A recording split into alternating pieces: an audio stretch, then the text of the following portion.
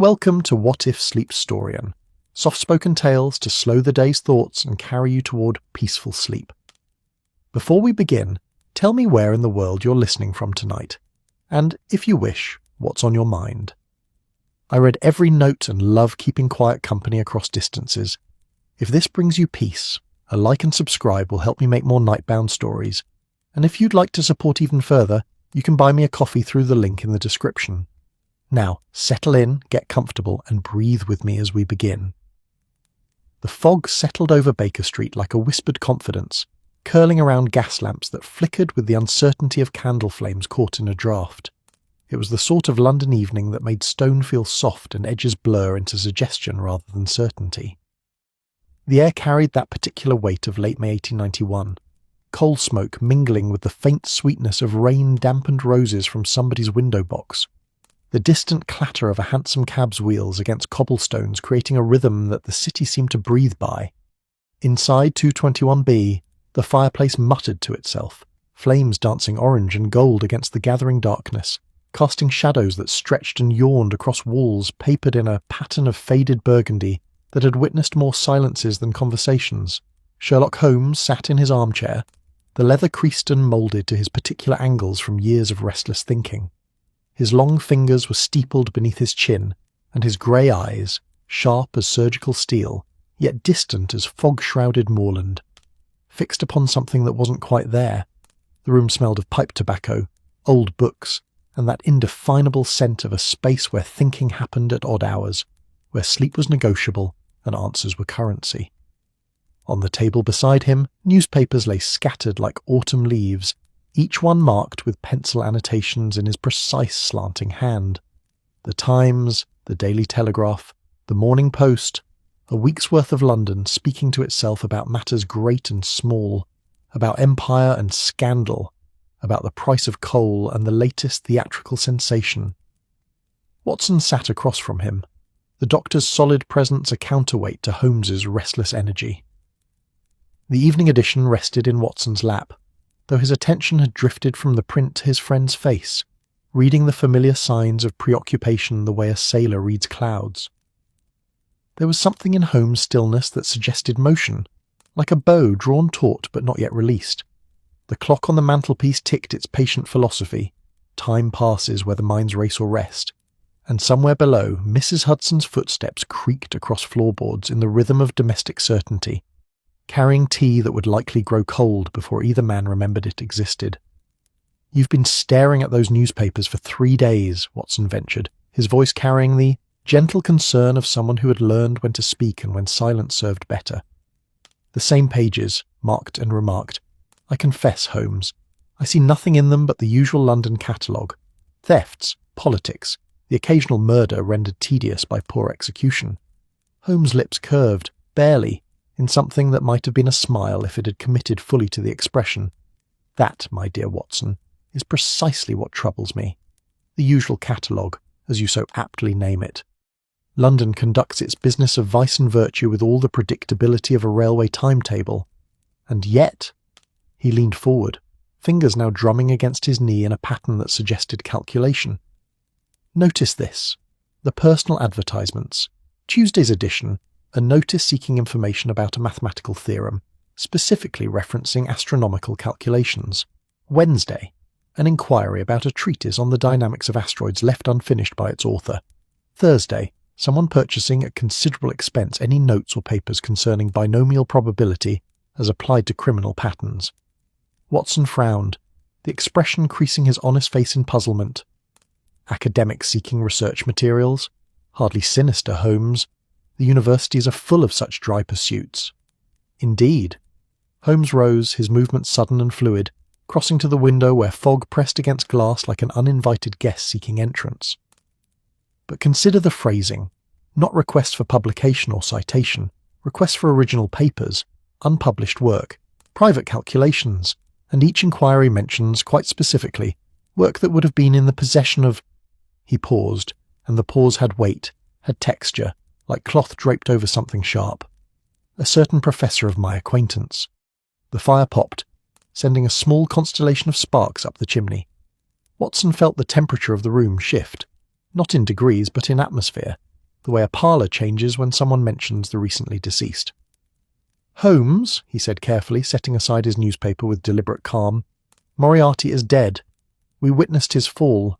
You yourself stood at Reichenbach and saw—" "I saw him fall," Holmes interrupted, his voice soft but carrying the precision of a scalpel.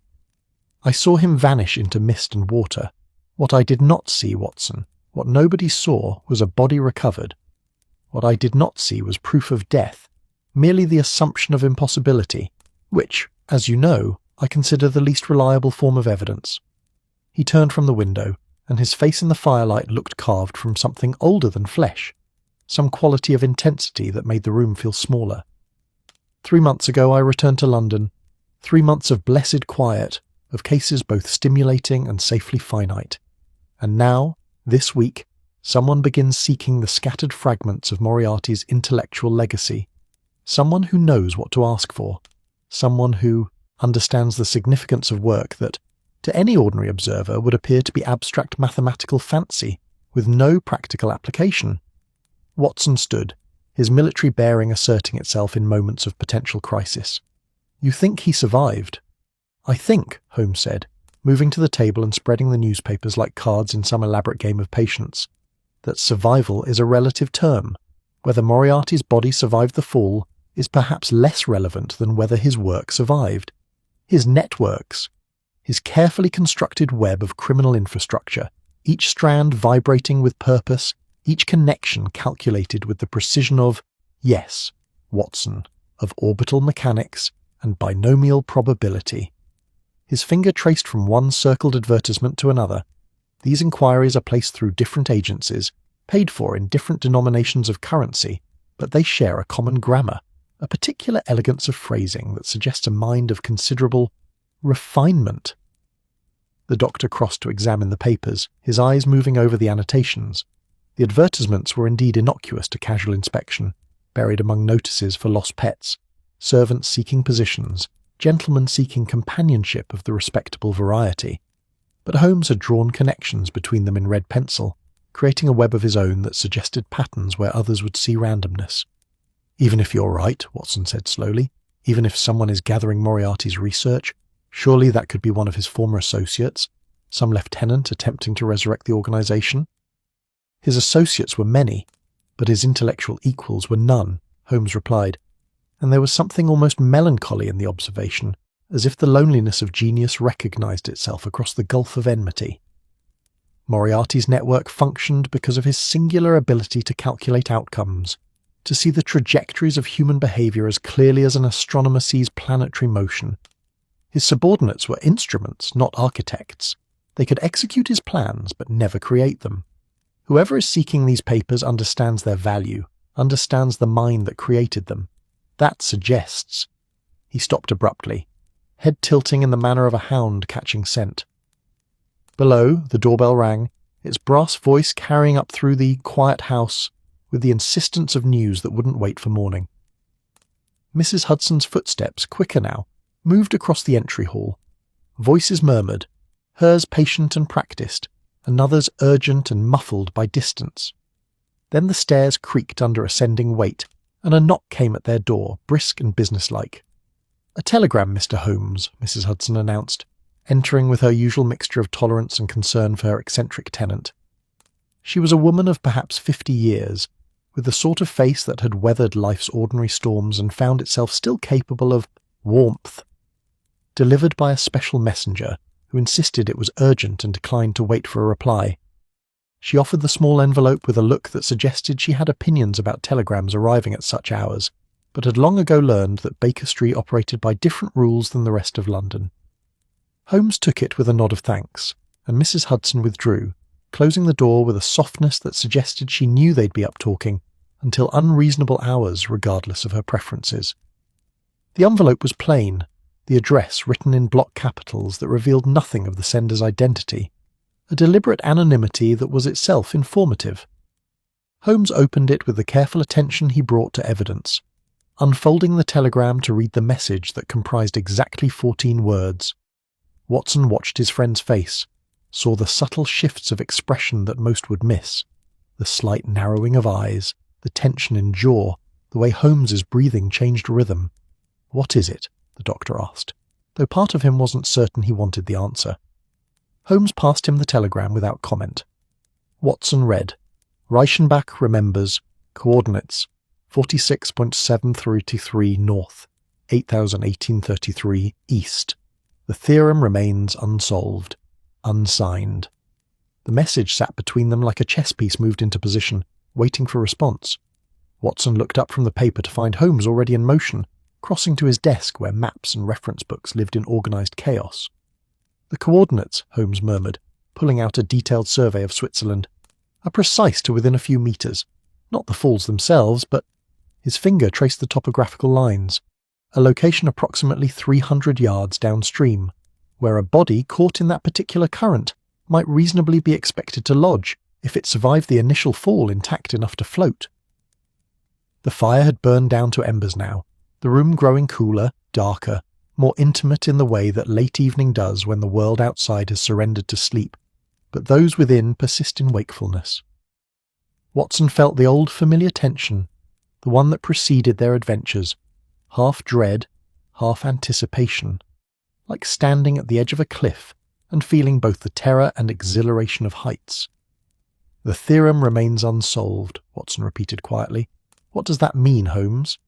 "It means," Holmes said, turning from the map with an expression that held both resignation and something that might have been excitement, "that someone wishes me to know they are alive, that they are thinking, and that they consider our previous encounter merely the opening move in a longer game. It means, Watson, that the quiet we have enjoyed these past months was not peace but intermission." He moved to the window again, looking out at the fog-wrapped street where London dreamed its complicated dreams, where millions of lives intersected in ways both meaningful and random, where patterns emerge from chaos if one had the patience and perception to see them. "Moriarty," Watson said, not quite a question. "Or someone who wishes me to believe it is Moriarty," Holmes replied, which in practical terms amounts to the same challenge. Someone of considerable intellect, considerable resources, and considerable interest in renewing our acquaintance.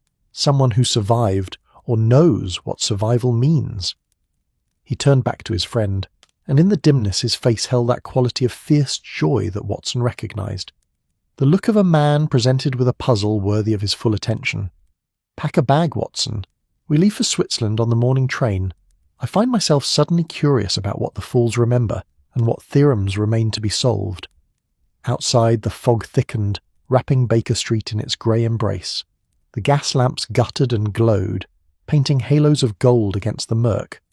Somewhere a clock struck 11, the bells carrying across rooftops and chimney pots, marking time's passage in a city that never truly slept, but merely changed its dreams. Inside 221B, two men began preparations for a journey that would take them from London's familiar streets back to the Alpine heights where, 3 months prior, the world's most dangerous man had fallen into mist and water and mystery.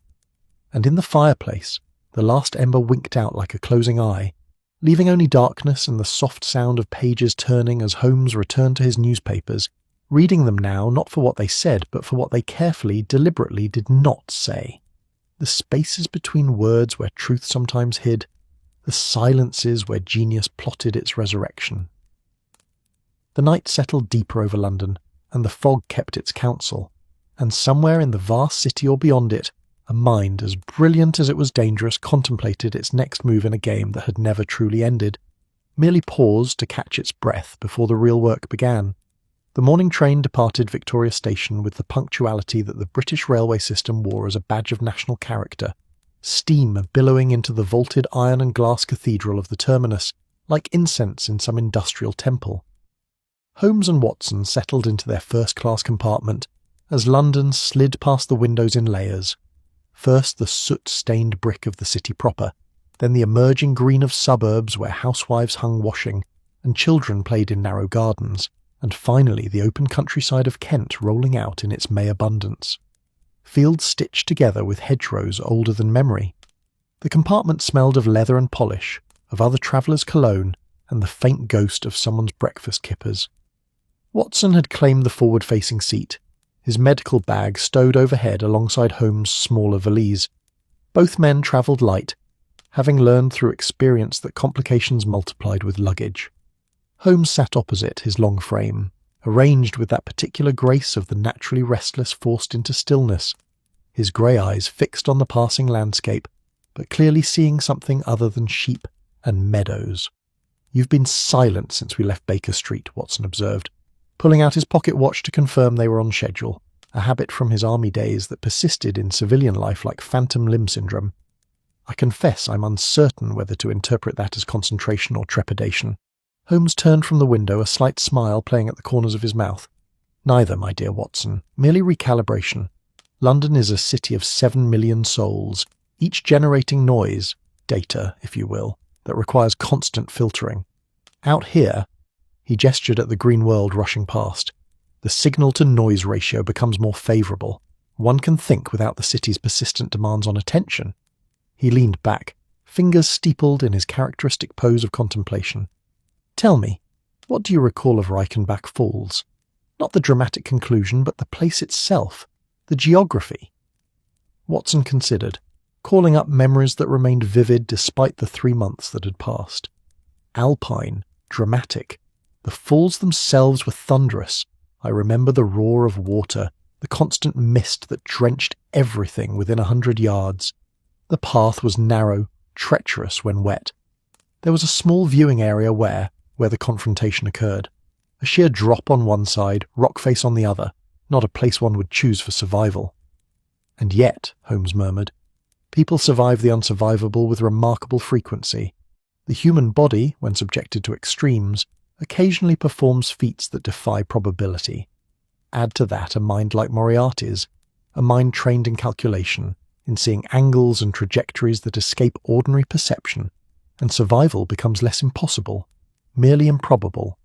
He pulled the telegram from his pocket, reading it again, though he had surely memorized every word. "The coordinates place us downstream. The theorem reference suggests he wishes me to understand not just that he survived, but how he survived. It's a taunt, Watson, but also an invitation. He wants me to appreciate the mathematics of his escape." The train rocked gently, rhythmic and hypnotic, carrying them southeast toward Dover, where the Channel ferry waited. Outside, a church spire rose above a small village, its stone weathered to the colour of honey in the morning light. A few cows regarded the passing train with bovine indifference, chewing their contemplative way through grass that had grown and been eaten in the same fields for centuries. England was ancient here, comfortable with itself, unconcerned with the dramas of men who played deadly games in foreign mountains. "I've been thinking about the newspapers," Watson said after a pause. "The advertisements you marked. If Moriarty, or someone, is indeed gathering his papers, his research, what could they want with such material? The man was a criminal organizer, not an academic. What practical use are theorems and astronomical calculations to someone running a network of thieves and murderers?" Holmes' expression shifted into something that might have been approval. "Ah, Watson, you've touched upon the essential misconception that made Moriarty so dangerous. He wasn't a criminal who dabbled in mathematics. He was a mathematician who applied his genius to crime. His doctoral thesis, The Dynamics of an Asteroid, was a masterwork of predictive modelling. He could calculate orbital trajectories years in advance, accounting for countless variables. Now imagine that same mind applied to human systems, to the flow of goods through a city, the patterns of police patrols, the predictable responses of financial markets to various stimuli. His criminal network wasn't built on intimidation or loyalty, but on mathematical certainty. He could predict, to within narrow margins, exactly how his subordinates would behave, how authorities would respond, where opportunities would emerge. The train slowed as it approached a small station, the platform populated by perhaps a dozen people, waiting with that patient resignation characteristic of provincial rail travel. An elderly woman held a basket that emitted the occasional cluck of chickens. A young couple embraced with the desperate tenderness of temporary parting. A businessman consulted his watch with the irritation of someone for whom delays were personal affronts. All of them unaware that the train now sighing to a halt beside them carried 2 men pursuing the ghost of a genius, travelling toward a confrontation that might already be 3 months too late. "So if he's gathering his papers," Watson continued as the train resumed motion, "he's rebuilding the foundation of his network, the intellectual architecture." "Precisely. or someone is doing so in his name, which presents its own disturbing possibilities. Holmes shifted in his seat, a restlessness that suggested his mind outpaced even the train's considerable speed. "I've sent telegrams ahead, to Swiss authorities, to Lestrade in London, to various contacts in France and Germany. If Moriarty is active again, there will be signs. Crimes with his particular signature, complex, elegant, seemingly disconnected but forming patterns when examined collectively. The sort of thing that appears to be coincidence until one applies mathematical analysis and discovers it's anything but." Dover appeared on the horizon as afternoon approached, the white cliffs rising from the channel with the dramatic flair of natural fortification. The town itself sprawled below, all grey stone and red tile, fishing boats bobbing in the harbour alongside the larger ferry that would carry them across to Calais.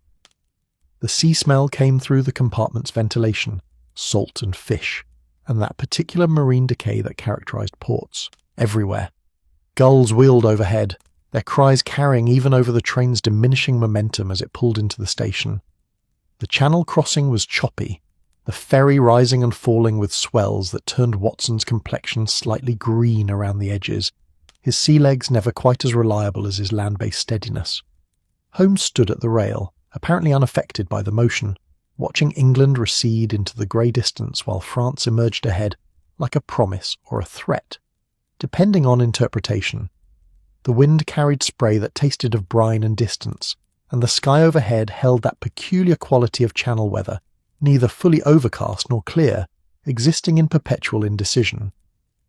"I've always found it remarkable," Holmes said, his voice raised slightly against the wind, "how narrow this channel is, yet how profound its significance. 21 miles of water, and yet civilizations divide along its length. Languages, cuisines, legal systems, entire ways of conceptualizing the world, all different because of this modest gulf." He turned to Watson, who had joined him at the rail despite his discomfort. Moriarty understood borders, understood how they could be exploited.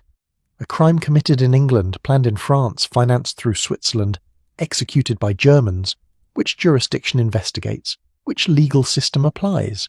He made himself difficult to catch not through hiding, but through existing in the jurisdictional gaps between nations.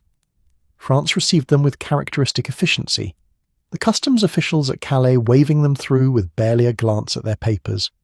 2 English gentlemen travelling to Switzerland required no explanation, in an era when tourism was becoming democratised, when railways made the Alps accessible to anyone with fare and fortitude. They boarded the Paris train as evening settled over the coast, and this leg of the journey carried them through the French heartland in darkness, the compartment windows reflecting their own faces back at them, while unseen countryside rushed past. Watson dozed fitfully, his head nodding against the compartment's padded wall, while Holmes remained awake, smoking his pipe despite the railway company's preferences otherwise, watching the darkness and occasionally consulting a small notebook in which he'd been making calculations, trajectories, Watson assumed, or probabilities, the mathematics of pursuit and evasion. They changed trains in Paris at an hour when the city was just beginning to wake, the Gare de Lyon echoing with early morning commerce, porters wheeling luggage, vendors selling coffee and pastries to travellers whose internal clocks had been scrambled by motion. The coffee was strong enough to strip paint, the croissants still warm from some bakery that operated in the perpetual night of commercial baking. Watson ate mechanically, fuel for the body, while his mind tried to reconcile the familiar with the foreign. Paris was close enough to London to feel almost comfortable, yet different enough to remind him constantly that they'd left England's protective certainty behind. The Swiss train departed with the precision of German engineering, Switzerland being a place where railways ran not just on time but on principle, where punctuality was a form of national identity. They travelled southeast through Burgundy, through the Jura Mountains where vineyards clung to slopes at angles that seemed to defy both gravity and common sense, and finally into Switzerland proper as the sun climbed toward noon of their second day of travel. The Alps emerged gradually, first as distant suggestions of height, then as an undeniable presence, snow-capped peaks rising into a sky of such intense blue it seemed artificial, as if God had overdone the colour mixing. The air changed as they gained elevation, becoming crisper, cleaner, carrying scents of pine and snowmelt and that particular freshness that exists only at altitude where human presence hasn't yet complicated the atmosphere. Villages appeared and disappeared, clusters of chalets with carved wooden balconies and window boxes beginning to show spring flowers, geraniums and edelweiss and other hardy specimens that could tolerate the mountain temperament. Watson felt his spirits lift despite the mission's dark purpose. There was something restorative about mountains, something that put human concerns into proper perspective. Cities were human scale, comprehensible, navigable by human logic. Mountains were other, ancient, indifferent, operating by geological timescales that made human dramas seem brief as mayfly dances. I had forgotten how beautiful it was, he admitted, watching a waterfall cascade down a rock face, its white foam catching sunlight and transforming into brief rainbows. Even knowing what happened here, it's difficult not to appreciate the scenery. Beauty and danger often coincide, Holmes replied. Mountains kill the careless with the same indifference they display toward the careful. That waterfall you're admiring could sweep a man away as easily as it decorates the landscape. Moriarty chose this place deliberately. Remote, treacherous, defensible. A location where the environment itself became a weapon in our confrontation. They arrived in Meiringen late afternoon. The small alpine village looking much as Watson remembered it. Picture postcard Swiss, all dark wood and white plaster, window shutters painted in cheerful colours, the sound of cowbells drifting down from higher pastures. The inn where they'd stayed before still stood, the Englischer Hof, its proprietor recognising them immediately despite the months that had passed. Herr Holmes, Dr. Watson. The man's face showed complicated emotions. Pleasure at their return, concern about what it might mean, curiosity carefully restrained by Swiss discretion. We did not expect to see you again so soon. Your usual rooms are available if you wish. Them. That would be excellent, thank you, Holmes said, and Watson heard the weariness in his friend's voice. 2 days of travel catching up even with that formidable constitution. We'll want dinner sent up, and I'll need to speak with the local guide who knows the Reichenbach area well. Can you arrange that? Naturally. Peter Steiler knows every path and rock face within 20 kilometres. I will send it to him after you've had time to rest and refresh yourselves. Their rooms were exactly as Watson remembered.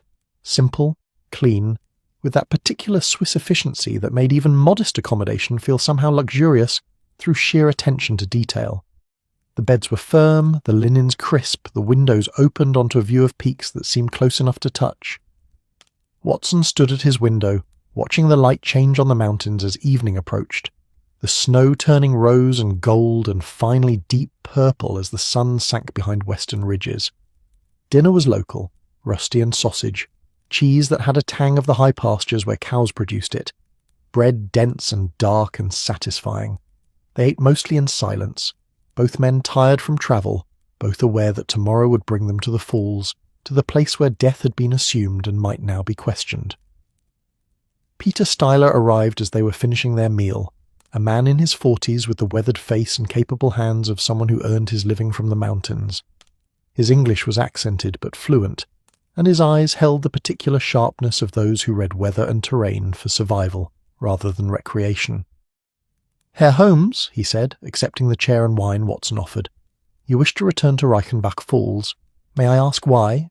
It is not a pleasant place for you, I think. Unpleasant, perhaps, but necessary, Holmes replied. I need to examine the area downstream from the falls, approximately 300 yards based on the current strength I observed in May. There should be a place where debris might lodge, where something, or someone, caught in the current might come to rest. Steiler's expression grew troubled. You think someone survived that fall? Herr Holmes, I have seen what Reichenbach does to those who underestimate it. The force of water, the rocks, the cold. It is not survivable. And yet bodies aren't always recovered, Holmes said quietly.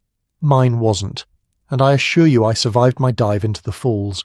What happened to Professor Moriarty's body? The guide's face shifted through several emotions before settling on reluctant admission. It was never found. We searched for 3 days, but the meltwater was high, the current strong. We assumed, hoped perhaps, that it had been carried far downstream beyond our search area.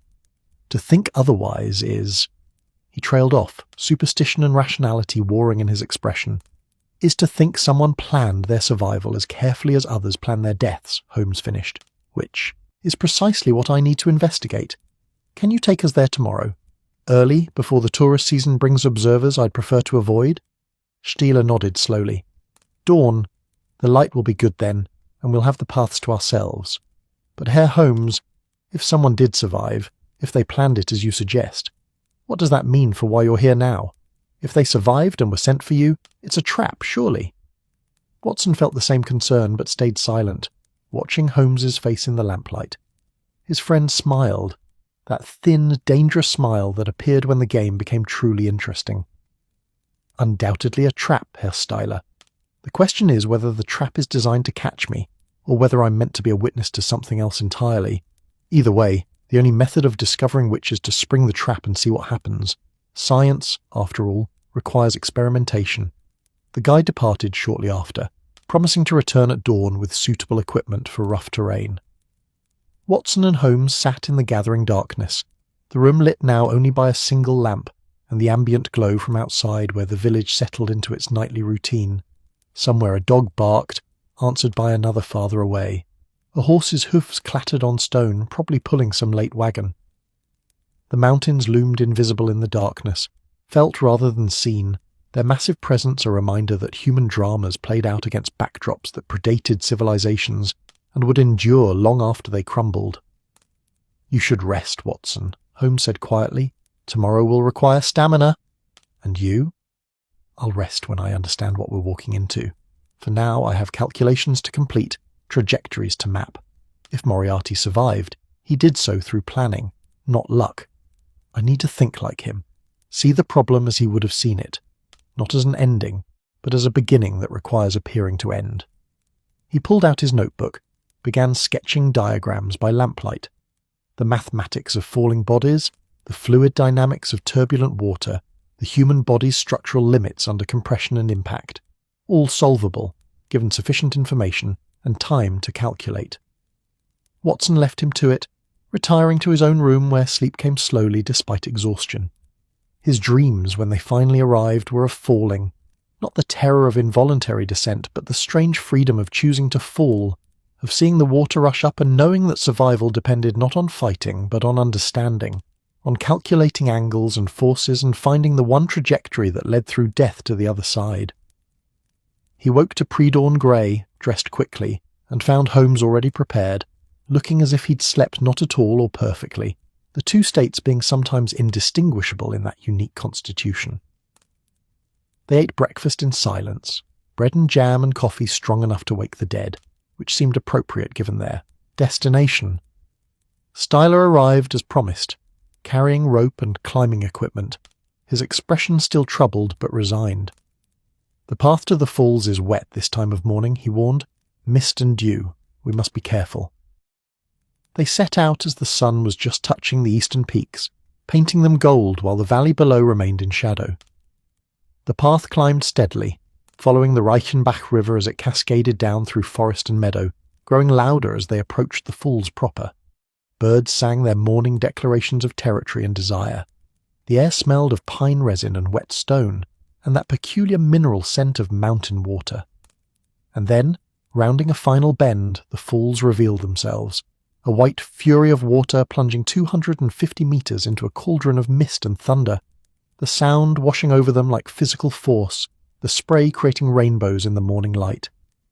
Watson felt his chest tighten, memories flooding back, the confrontation, the struggle, the terrible moment when Holmes had vanished into that maelstrom and Watson's world had ended, briefly before miraculous resurrection. Holmes stood at the edge, staring not at the falls but past them, downward, calculating. There, he said, pointing. The current curves east around that outcrop. Anything caught in the main flow would be forced into that channel, and 300 yards beyond, do you see, Watson, where the river widens and the flow calms, there's a natural catch basin, rocks arranged almost like a net.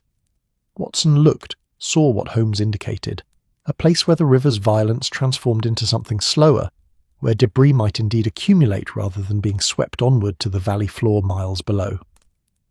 We need to go down there, Holmes said. Whatever secrets the falls remember, they'll be written in that place.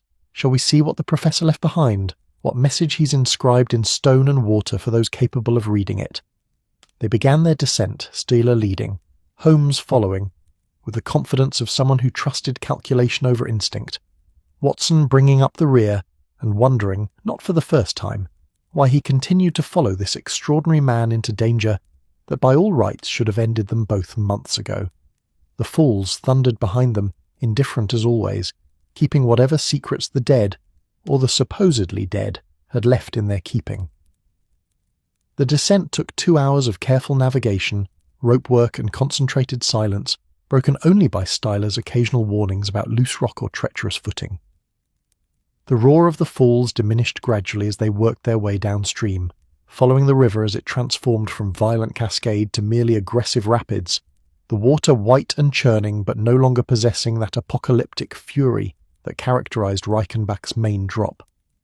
The catch basin Holmes had identified from above proved even more dramatic at ground level, a natural amphitheatre of stone where the river widened and slowed, where boulders the size of carriages created eddies and pools, where anything caught in the upstream violence would eventually come to rest. The rocks were slick with moss and spray, and the morning light filtered through overhanging trees created a cathedral atmosphere, dim and cool and somehow ancient despite the water's constant renewal. Holmes moved immediately to the rocks, examining them with the focused intensity Watson recognized from countless crime scenes. His long fingers traced patterns in the stone, felt for irregularities, searched for what eyes alone might miss. Steele watched with the bemused tolerance of a man who had seen many English eccentricities but never quite grown accustomed to them. "Here," Holmes said after perhaps 20 minutes of systematic searching. "Watson, bring that coil of rope, if you would." Watson clambered across the wet stone to where Holmes crouched beside a gap between 2 large boulders, a space perhaps 3 feet wide where the water flowed dark and deep. Holmes pointed to marks on the rock face, scratches, barely visible, but following patterns too regular to be natural erosion. "Someone used climbing equipment here," Holmes murmured, his voice barely audible over the water's persistent conversation with stone. "See how the marks angle upward? Not debris scraping downward with the current, but something, someone, pulling themselves up. And here," he indicated a narrow ledge behind the boulders, hidden from casual observation, sheltered from the main current. A space large enough for a man to wedge himself, to wait out the immediate danger, to breathe and plan the next move. Watson felt cold that had nothing to do with the spray-dampened air. "You're saying he survived the fall itself, made it to this basin, and climbed out?" The fall would have been survivable with correct entry, feet first, body straight, arms tight against the sides to prevent flailing. The impact would be severe but not necessarily fatal. The greater danger would be drowning in the turbulence, being battered against rocks, succumbing to cold. But if one reaches this basin conscious and capable of movement, yes, survival becomes possible. Improbable, certainly. Requiring extraordinary presence of mind and physical capability, absolutely. But it's possible. Holmes stood, surveying the entire area with renewed understanding. He would have had perhaps minutes before hypothermia became irreversible, but those minutes, for a mind like Moriarty's, would be sufficient to execute a plan formulated before the fall itself. He came here knowing he might need to survive it. Steele had gone pale. "Mein Gott, you are saying this professor, this criminal, he calculated how to survive such a fall? That is madness." "Madness," Holmes agreed, "and genius. The two often share lodgings. Help me search the area, anything unusual, any evidence of recent human presence. He would have needed to rest, to recover enough strength to continue. There will be signs." They searched for another hour, the morning advancing toward noon, the light shifting as the sun climbed above the eastern ridges. It was Watson who found the next clue, a small cave, barely worthy of the name, really just a deep recess under an overhanging rock face perhaps 40 yards from the catch basin, concealed behind a screen of mountain laurel that had grown dense with spring. Inside, the evidence of occupation was minimal but unmistakable.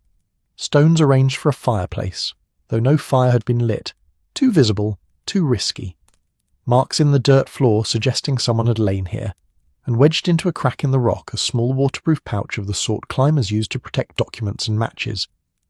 Holmes opened it with hands that trembled slightly.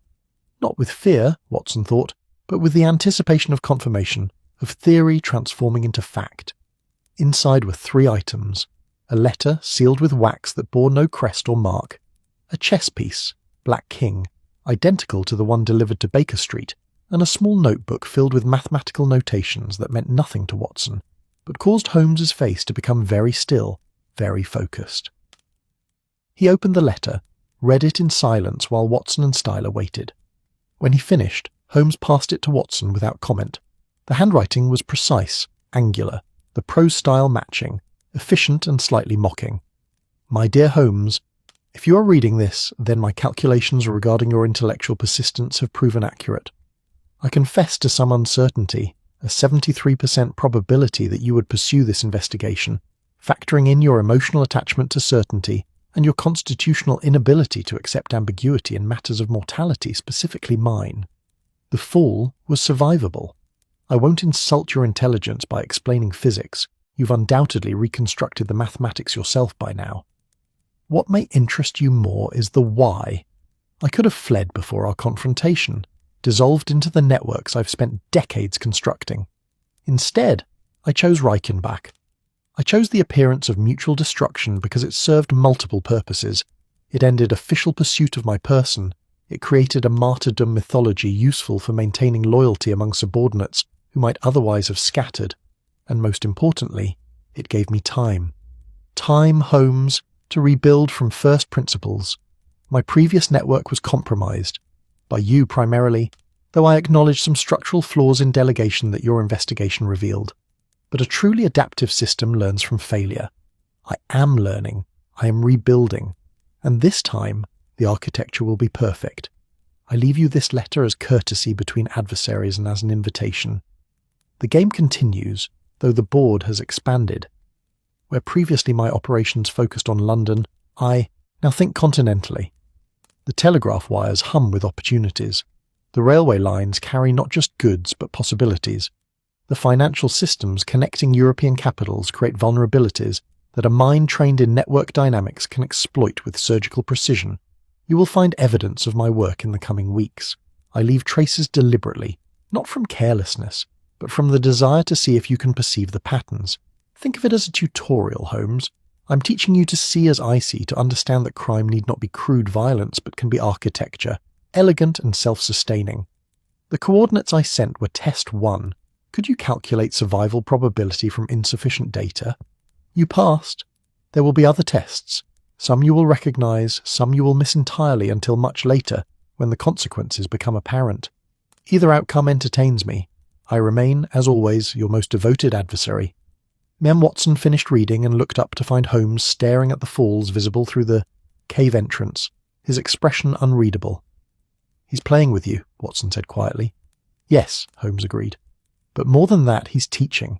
He genuinely believes I'm capable of understanding his methodology if properly instructed. It's perhaps the closest thing to a compliment he's capable of offering. He turned from the falls, his face now showing something complex, anger and fascination warring for dominance. He mentioned evidence of his work appearing in the coming weeks. This letter was left months ago, which means whatever he's planned is already in motion.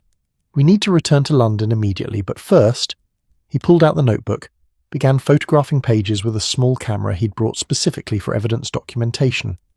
We need to understand what these calculations describe. They're not random. Moriarty doesn't do random things. These are blueprints for something. They made the climb back to Meiringen more quickly than the descent, urgency overriding caution, though Styler muttered constant warnings about haste being the mountain's favourite killer. By late afternoon they were back at the Englischer Hof, Holmes immediately composing telegrams while Watson arranged their departure. A night train to Paris, connections through to London, the fastest route possible, though it would still consume 2 days of travel. The telegrams went to Lestrade, to Mycroft Holmes at the Diogenes Club, to various other contacts whose names Watson recognised and some he didn't. All asked the same essential question. Had there been crimes in the past 3 months matching certain mathematical signatures? Multiple seemingly unrelated incidents occurring in sequence, each individually explainable, but together forming patterns suggesting coordination? The replies began arriving even before they departed Meiringen, forwarded to the train station where they waited for the Paris Express. Lestrade confirmed a series of puzzling art thefts across London. Nothing major, pieces taken from private collections, but the pattern of targeting suggested knowledge of insurance schedules and security rotations that shouldn't be accessible to ordinary criminals. Mycroft's telegram was more concerning. Diplomatic pouches had been compromised in 3 different embassies, the breaches so subtle they were only discovered through random audit, the information stolen seemingly random but potentially valuable to someone with comprehensive understanding of European political dynamics. The train journey back became a working session, Holmes spreading newspapers and telegram copies across their compartment table, constructing what he called a probability map, connecting incidents across London, Paris, Vienna, Berlin, showing how each individual crime, while modest in scope, contributed to some larger pattern not yet fully visible. "Look here," Holmes said as they crossed into France, the darkness outside their window absolute except for occasional village lights. May 15th, a bank manager in Vienna receives a fraudulent transfer authorization, by itself unremarkable. But on May 16th, a diplomatic courier in Paris was delayed 6 hours by a carriage accident that investigations suggest was staged. May 17th, a gallery owner in Berlin discovers a painting's provenance documents have been altered. Separately, these are minor incidents, but observe, his finger traced lines between cities on a map he'd sketched. The Vienna bank holds accounts for the French diplomatic service. The Paris courier was carrying documents related to Austrian trade negotiations. The Berlin painting was owned by a French industrialist with Vienna banking interests. Watson studied the map, seeing connections emerge like stars forming constellations. Are they all related to French-Austrian financial relations? More specifically, to destabilize those relations in ways that create opportunities for currency speculation. If one knew in advance that certain trade negotiations would fail, that certain diplomatic initiatives would be compromised, one could position oneself to profit enormously from the resulting market movements. And Moriarty's background includes not just mathematics but economics. His thesis on asteroid dynamics was actually a paper on predictive modelling of complex interdependent systems. Financial markets are precisely such systems. They arrived in Paris at dawn, changed trains with barely time for coffee, French coffee, brutal and magnificent, consumed standing at a station cafe while porters transferred their luggage. Watson bought newspapers, French and German publications Holmes had requested, adding to the growing pile of documentation that transformed their compartment into a mobile investigation room. The pattern became clearer as they travelled. In every major European capital, small crimes or irregularities had occurred over the past 3 months, individually insignificant, collectively suggesting a network of remarkable sophistication. Insurance fraud in London, customs documentation altered in Marseille, banking irregularities in Frankfurt, telegraph messages intercepted in Brussels, each incident calculated to create instability, uncertainty, opportunity for those positioned to exploit advanced knowledge. "It's beautiful in a terrible way," Holmes murmured, studying his probability map as the French countryside rolled past under grey skies threatening rain. He's not robbing banks or stealing art for their intrinsic value. He's manipulating information flows, creating chaos in communication and trust networks. The actual thefts and frauds are almost incidental. They're means of seeding uncertainty into systems that depend on certainty to function. And once systems become uncertain, once trust erodes, the opportunities multiply exponentially. Watson felt out of his depth but tried to follow the logic. So he's not after money directly, but after destabilizing the systems that create and move money? Precisely. Though money will certainly follow, once you can predict market movements better than anyone else because you're secretly causing those movements, wealth accumulation becomes almost trivial. But I suspect Moriarty's motivation transcends mere wealth. This is intellectual exercise for him. He's proving he can manipulate an entire continent's economic infrastructure the way a chess master manipulates pieces. It's genius applied to evil, Watson, and that makes it perhaps the most dangerous force we've yet encountered. They arrived at Victoria Station late evening of their second day of travel, London receiving them with characteristic ambivalence. Not quite rain, but a heavy mist that made gas lamps paint halos of gold against the grey, that made the city feel wrapped in gauze, softened and mysterious. A telegram awaited Holmes at the station, from Lestrade, marked urgent, requesting immediate meeting at Scotland Yard. The cab ride through evening London allowed Watson to appreciate being home despite the circumstances. The familiar streets, the particular rhythm of English speech after days of French and German, the solid Victorian architecture that proclaimed permanence, even as the fog suggested everything might dissolve into dream at any moment. Baker Street would wait. First, Lestrade's urgency needed addressing. Scotland Yard was eternally unchanged. All gas lamps and echoing corridors and the particular smell of institutional buildings everywhere, floor wax and old wood and the accumulated breath of bureaucracy. Lestrade met them at the entrance, his terrier face showing strain that suggested he'd been working extensive hours. "Mr. Holmes, Dr. Watson, thank God you're back. We've had 3 more incidents since my last telegram, and I'm damned if I can see the connection, but I know there must be one. Come to my office. I've got everything laid out." His office was chaos organised by desperation. Papers pinned to walls, maps marked with coloured pins, the detritus of investigation conducted without clear direction. Lestrade gestured at the display with frustrated helplessness. Art thefts, as I mentioned, but also bank fraud, insurance schemes, shipping manifests altered, warehouse inventories discrepant. None of it rises to major crime status individually, but collectively it's suggesting organisation on a scale we've never encountered. And here's the strangest part: we've arrested several perpetrators, small players, but none of them know who employed them. They received instructions via telegraph, payment via dead drops, and never met their employer. It's like fighting a ghost that leaves fingerprints everywhere but no face. Holmes moved to the wall map, studying Lestrade's pin placements. "You've done excellent work, Inspector. Better than you realise. These patterns are precisely what I needed to see. Now observe." He began connecting pins with string from a spool on Lestrade's desk, creating a web that to Watson's eye looked almost random, but which caused Holmes's face to show grim satisfaction. Each incident occurs in sequence, not simultaneously, but cascading. One crime creates conditions that make the next crime possible or profitable. It's a chain reaction, Lestrade. A domino cascade designed by someone who calculated exactly how each piece would fall. "But to what end?" Lestrade demanded. "We're not seeing vast sums stolen. Nothing compared to what an organisation this sophisticated could manage if simple theft were the goal. Because simple theft isn't the goal. Information is, market advantage is.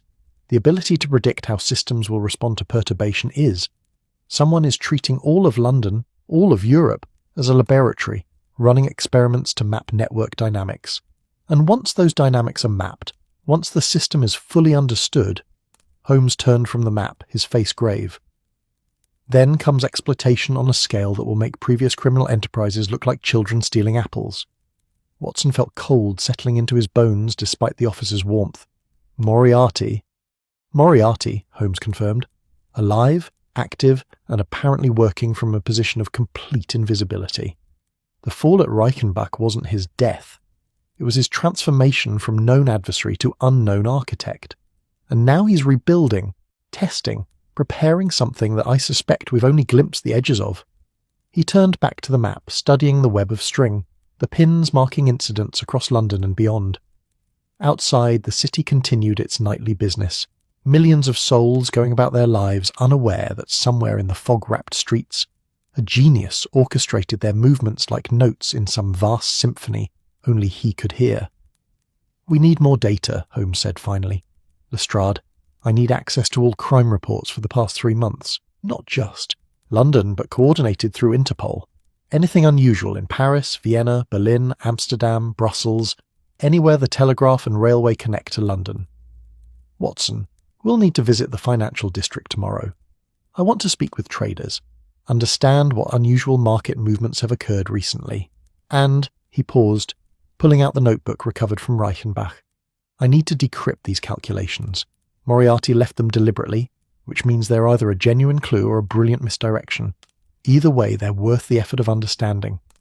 They left Scotland Yard near midnight, the streets nearly empty, the fog thicker now, transforming London into something from Gothic literature, all shadows and gaslight, and the sense that anything might lurk just beyond visibility. The cab ride to Baker Street was short, but felt longer, Watson's mind spinning with implications, with the understanding that their enemy had achieved what few criminals ever managed. He'd survived his own death and emerged more dangerous for the experience. Mrs. Hudson had kept their rooms ready, bless her practical soul, and tea was somehow waiting despite the late hour. She had instincts about such things, always knowing when they'd return and what they'd need. Holmes went immediately to his desk, spreading the notebook's photographed pages, beginning the work of decryption that would likely consume hours or days. Watson watched him for a moment, then retired to his own room where sleep came with difficulty despite exhaustion. His dreams were of webs, vast, intricate, spanning continents, each thread vibrating with significance, and somewhere at the centre, invisible but present, a spider who calculated trajectories and laughed at falls that would kill ordinary men. The game, as Moriarty had promised, was continuing, and they were only beginning to understand its scope. Morning came to Baker Street with the reluctant grey light characteristic of London in early summer, when the city seemed uncertain whether to commit to sunshine or retreat back into its preferred state of overcast contemplation. Watson woke to the sound of violin, not the screeching chaos that sometimes emerged when Holmes wrestled with particularly vexing problems, but rather a slow, melancholic piece that suggested his friend had either solved something or surrendered to temporary defeat. The music drifted through the walls like smoke, baroque in structure, mournful in execution. Watson dressed and emerged to find Holmes still in yesterday's clothes, the notebook pages spread across every available surface. Table, chairs, even portions of the floor creating a paper archipelago that one had to navigate carefully to avoid disturbing whatever organisational system existed in that unique mind. The violin lay abandoned on the settee, and Holmes stood at the window watching the street below with the particular stillness that meant his body had stopped while his mind continued racing. "You've been up all night," Watson observed, a statement rather than a question. Sleep seemed an inefficient use of time when Moriarty's calculations required attention, Holmes replied without turning from the window. Though I confess the work proved more challenging than anticipated. His notation system is partially standard mathematical symbology, partially personal shorthand, and partially, I suspect, deliberately obfuscated to prevent casual decryption. But certain patterns emerge with sufficient scrutiny. Watson moved to the breakfast table where Mrs. Hudson had left a pot of tea that was probably still warm, poured 2 cups, and brought one to Holmes, who accepted it with an absent nod of thanks. "And what patterns did you discover?" Holmes finally turned from the window, and Watson saw in his face the marks of intensive concentration. Eyes slightly reddened, lines deepened around mouth and forehead, but also a kind of fierce satisfaction that suggested the night's work had yielded fruit. Moriarty wasn't calculating criminal activities directly. He was modelling information flow through interconnected systems. Think of Europe as a vast network of nodes, cities, connected by edges, telegraph lines, railways, shipping routes. Information travels along these edges at measurable speeds with predictable delays. Now, if you introduce false information or delays into specific nodes, you can predict how that disruption propagates through the entire network. He moved to the main table, gestured at several pages covered in what looked to Watson like incomprehensible mathematics, differential equations, probability matrices, graph theory notations. These calculations describe London's financial district as a node particularly sensitive to certain types of information. Banking, insurance, commodity trading, all depend on trust and timely information.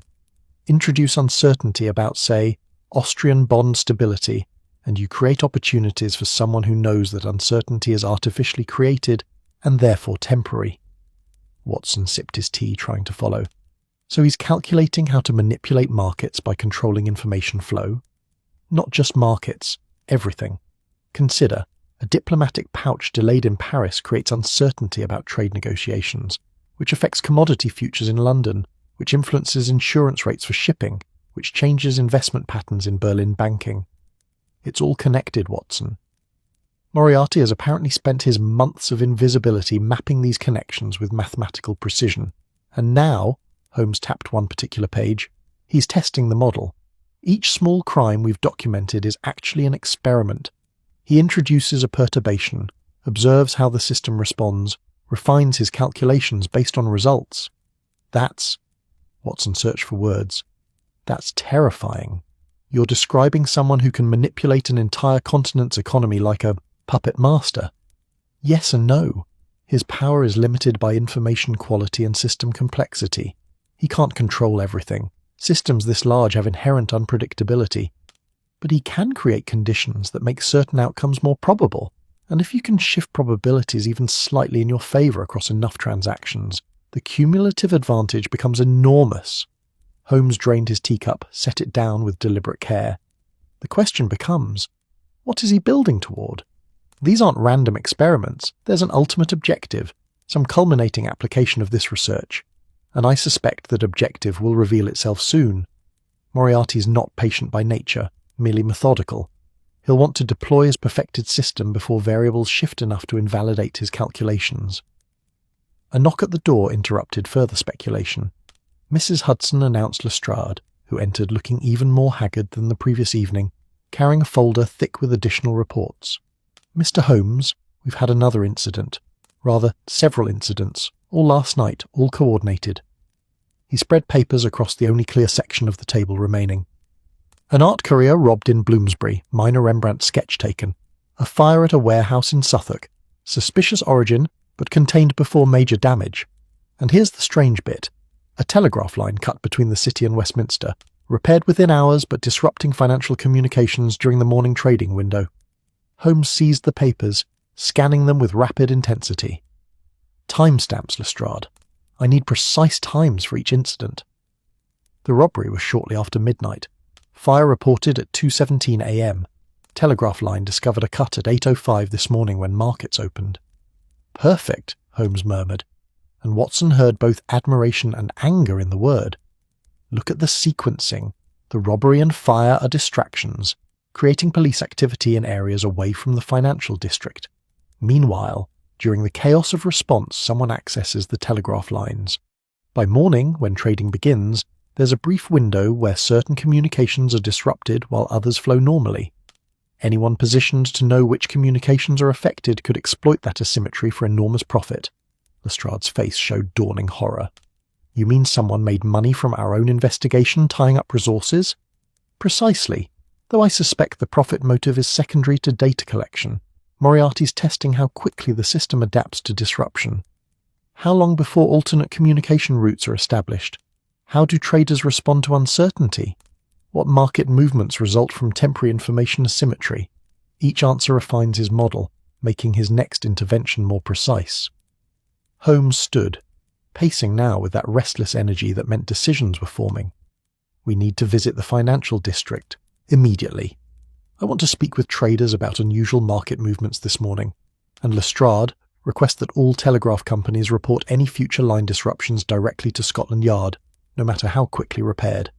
Moriarty's testing network resilience, which means he'll likely attempt similar disruptions with variations to map different response patterns." They took a cab through morning London, the city now fully awake and conducting its daily business with that characteristic English efficiency that made even chaos seem orderly. The financial district, known simply as the City, occupied the square mile of London's ancient Roman heart, all narrow medieval streets lined with Victorian confidence expressed in stone and iron, banks and insurance houses projecting permanence even as the markets they housed churned with daily volatility. Holmes led them to the Royal Exchange, the massive building at the city's heart where traders and brokers gathered to conduct the business of the empire. Commodities, currencies, securities, all the abstract instruments that somehow translated into ships and factories, and the vast machinery of commercial civilization. The interior was all marble columns and echoing voices, hundreds of men in dark suits gesturing and shouting in the peculiar language of finance, where fortunes changed hands through nods and signals incomprehensible to outsiders. Holmes approached a broker Watson vaguely recognised from some previous case, a man named Carruthers, whose florid face and nervous energy suggested someone who lived perpetually on the edge of either triumph or catastrophe. "Mr. Carruthers, a moment of your time regarding this morning's trading." The broker's face brightened with recognition. "Mr. Holmes, didn't expect to see you here. Consulting on financial matters now, though I suppose crime and commerce aren't so different, both about understanding human nature and exploiting advantages." He laughed at his own observation, then sobered slightly. "This morning was odd, I'll grant you. Telegraph disruption, right at the opening bell, created confusion about overnight movements in Vienna and Berlin. Some of us lost money in that confusion, Others made rather a lot. Markets settled once communications were restored, but there was a window of perhaps 40 minutes where nobody quite knew what was happening. And who profited most significantly from that window? Holmes asked. Carruthers hesitated, the broker's instinct for discretion warring with curiosity about Holmes's interest. Hard to say definitively. Trades aren't always immediately visible. Settlements happen later. But word on the floor is that someone, possibly multiple someones working in coordination, placed very precise bets on Austrian bonds declining then recovering, bought low during the confusion, sold high once clarity returned. Nothing illegal, mind you, just exceptionally good timing, or exceptionally good information, or exceptionally good manipulation of information availability, Holmes murmured. Thank you, Mr. Carruthers. You've been most helpful. They spent 2 more hours in the city, speaking with other traders and brokers, building a picture of the morning's market movements. The pattern became clear. Whoever had orchestrated the telegraph disruption had known exactly which communications would be affected, had positioned themselves to profit from the resulting confusion, and had executed trades with precision suggesting perfect advance knowledge. It's a proof of concept, Holmes explained as they shared a cab back to Baker Street, the afternoon sun finally breaking through clouds to paint London in temporary gold. Moriarty's demonstrating that his model works, that he can create profitable opportunities through controlled information manipulation. This morning's profit was likely modest in absolute terms, a few £1,000s perhaps, but the principle is proven. Scale this up, coordinate across multiple markets simultaneously, and the potential returns become staggering. Watson felt the weight of implications. So what do? We can't guard every telegraph line, can't prevent every market manipulation. If he's made himself invisible and works through intermediaries, how do we even begin to counter this? We think like he thinks, Holmes replied. Moriarty operates mathematically. Everything is calculation, probability, predicted outcome. That means his actions aren't random but follow logical patterns determined by his model. If we can understand the model's parameters, we can predict where he'll strike next, what experiments he still needs to conduct. The notebook gives us insight into his thinking. These aren't just abstract calculations, they're a research program, and research programs have structure, progression, and ultimate goals. Back at Baker Street, Holmes returned to the notebook with renewed focus, this time approaching it not as a cipher to be cracked, but as scientific paper to be understood. Watson watched him work through the afternoon and into evening, occasionally muttering observations, sometimes sketching diagrams that tried to visualize the mathematical relationships Moriarty had encoded. Dinner arrived and was consumed mechanically. Mrs. Hudson cleared plates with the resigned patience of someone accustomed to her lodger's eccentricities. The gas lamps were lit as darkness settled over London, and still Holmes worked, cross-referencing the notebook against maps of Europe's telegraph network, railway timetables, financial newspapers from various capitals. There, Holmes said finally, sometime past 10 o'clock, his voice carrying quiet triumph. Look at this series of equations. They describe optimal targeting for maximum systemic impact with minimum intervention. He's not interested in causing chaos for its own sake, but in identifying leverage points, places where small actions create disproportionate results. And these calculations suggest, he paused, rechecking his work, that his ultimate target isn't London at all. London's merely a testing ground, a known system where he can validate his model. His actual objective is something larger, more complex. What could be larger than manipulating London's financial markets? Watson asked. The entire European financial system, Holmes replied, his voice grim. Consider the context. It's 1891. Europe is interconnected economically but fragmented politically. The telegraph and railways have created unprecedented integration, but the systems aren't yet mature and aren't yet robust against sophisticated attack. Banks in different nations settle accounts through complex webs of trust and credit. A sufficiently large disruption in the right location could cascade across national boundaries, and Moriarty's calculations suggest he's identifying exactly where and how to create such disruption. Watson felt his mouth go dry. You're talking about financial collapse, not just theft but systemic failure. I'm talking about someone who understands that the greatest power isn't accumulating wealth, but controlling the systems that create and distribute wealth. If Moriarty can trigger a financial panic while positioning himself to profit from the chaos, buying assets at collapsed prices, acquiring controlling interests in destabilized institutions, he emerges not just wealthy but economically powerful on a scale that transcends ordinary crime. He becomes, effectively, a shadow government, pulling strings through financial leverage rather than political authority. The room felt suddenly colder despite the fire crackling in the hearth. Watson poured himself brandy, offered the decanter to Holmes, who declined with a distracted wave. "So what's our move? We can't exactly announce that a supposedly dead criminal mastermind is plotting to destabilize European finance. We'd sound mad." "We don't announce anything," Holmes said. "We investigate systematically, build evidence, and ideally prevent the attack before it fully materializes.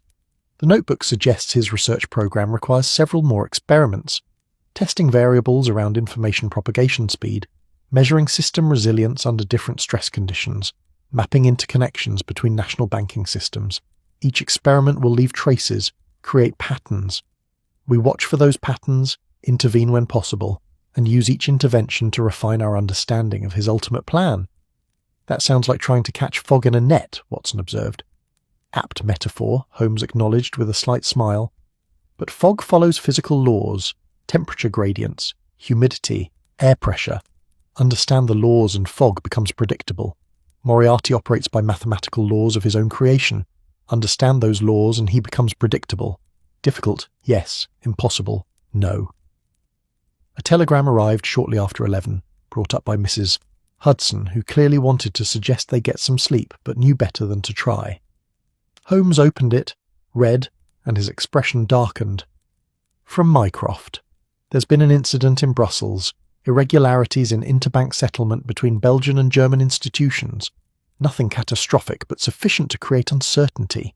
And the timing," he checked notes, "matches predictions in the notebook for the next experimental intervention. Moriarty's accelerating his timeline, moving faster than I anticipated, which suggests either confidence that his model is accurate or pressure to complete his research program before variables shift." "Or both," Watson suggested. "Or both," Holmes agreed.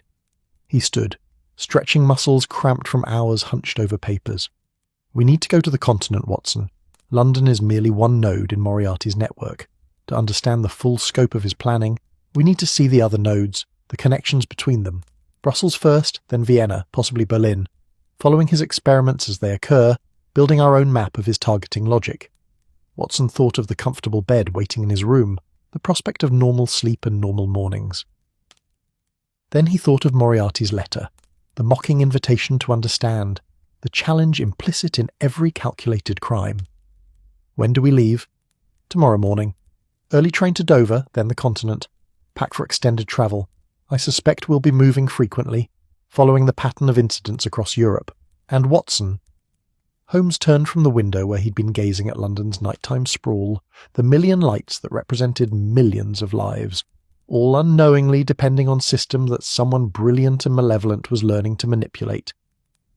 "Thank you for continuing to follow me into situations that by all reasonable measure should have ended badly at Reichenbach, for trusting that this pursuit has meaning beyond my personal obsession with a nemesis who refuses to stay dead." "Someone has to keep you from getting killed through brilliant stupidity," Watson replied with affection that masked genuine concern. "Besides, if Moriarty succeeds in whatever he's planning, it affects more than just you. This is about preventing harm on a scale we're only beginning to understand." Holmes nodded, returning to his papers for final review before attempting to sleep. Watson retired to his room, packed a bag with the practiced efficiency of someone who'd done this many times before, and lay down knowing sleep would be difficult.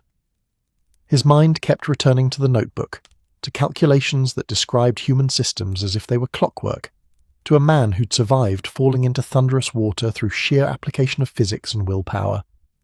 Outside, London settled into its nightly rhythms, the distant sound of elate carriages, the occasional policeman's whistle, the city's heartbeat continuing as it had for centuries, unaware that somewhere in the shadows, mathematical genius plotted its manipulation for purposes both intellectually fascinating and morally abhorrent.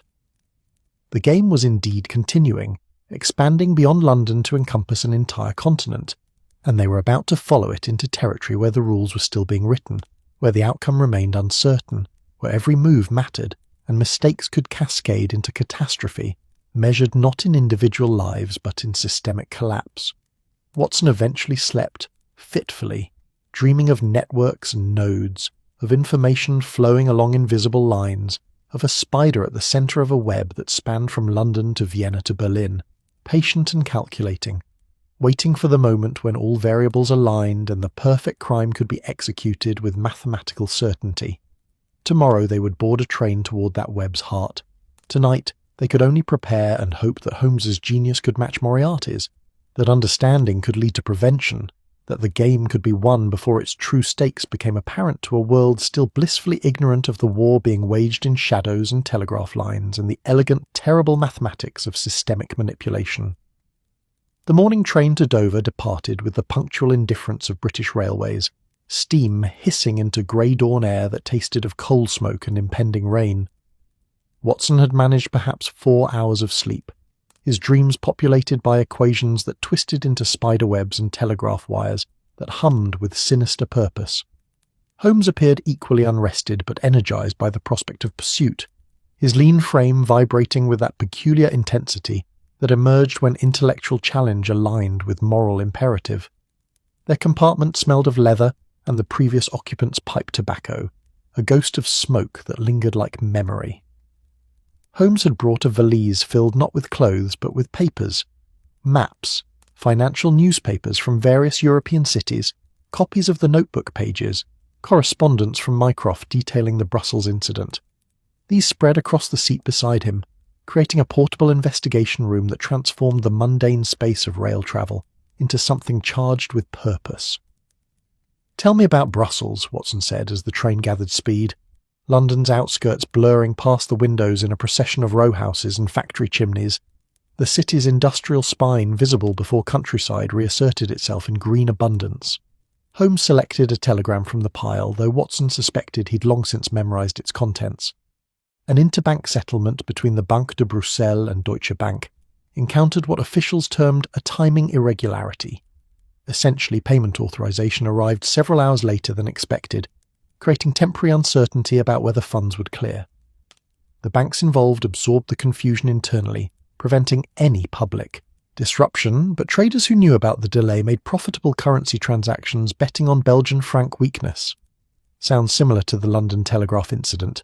Structurally identical, Holmes agreed. Create information asymmetry through controlled disruption. Profit from the resulting uncertainty.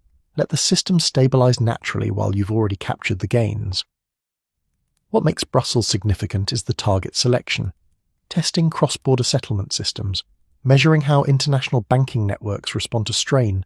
It's more ambitious than purely domestic manipulation, which suggests Moriarty's confidence in his model is growing. Watson watched the countryside scroll past. Fields of early summer green, sheep dotting hillsides like scattered thoughts.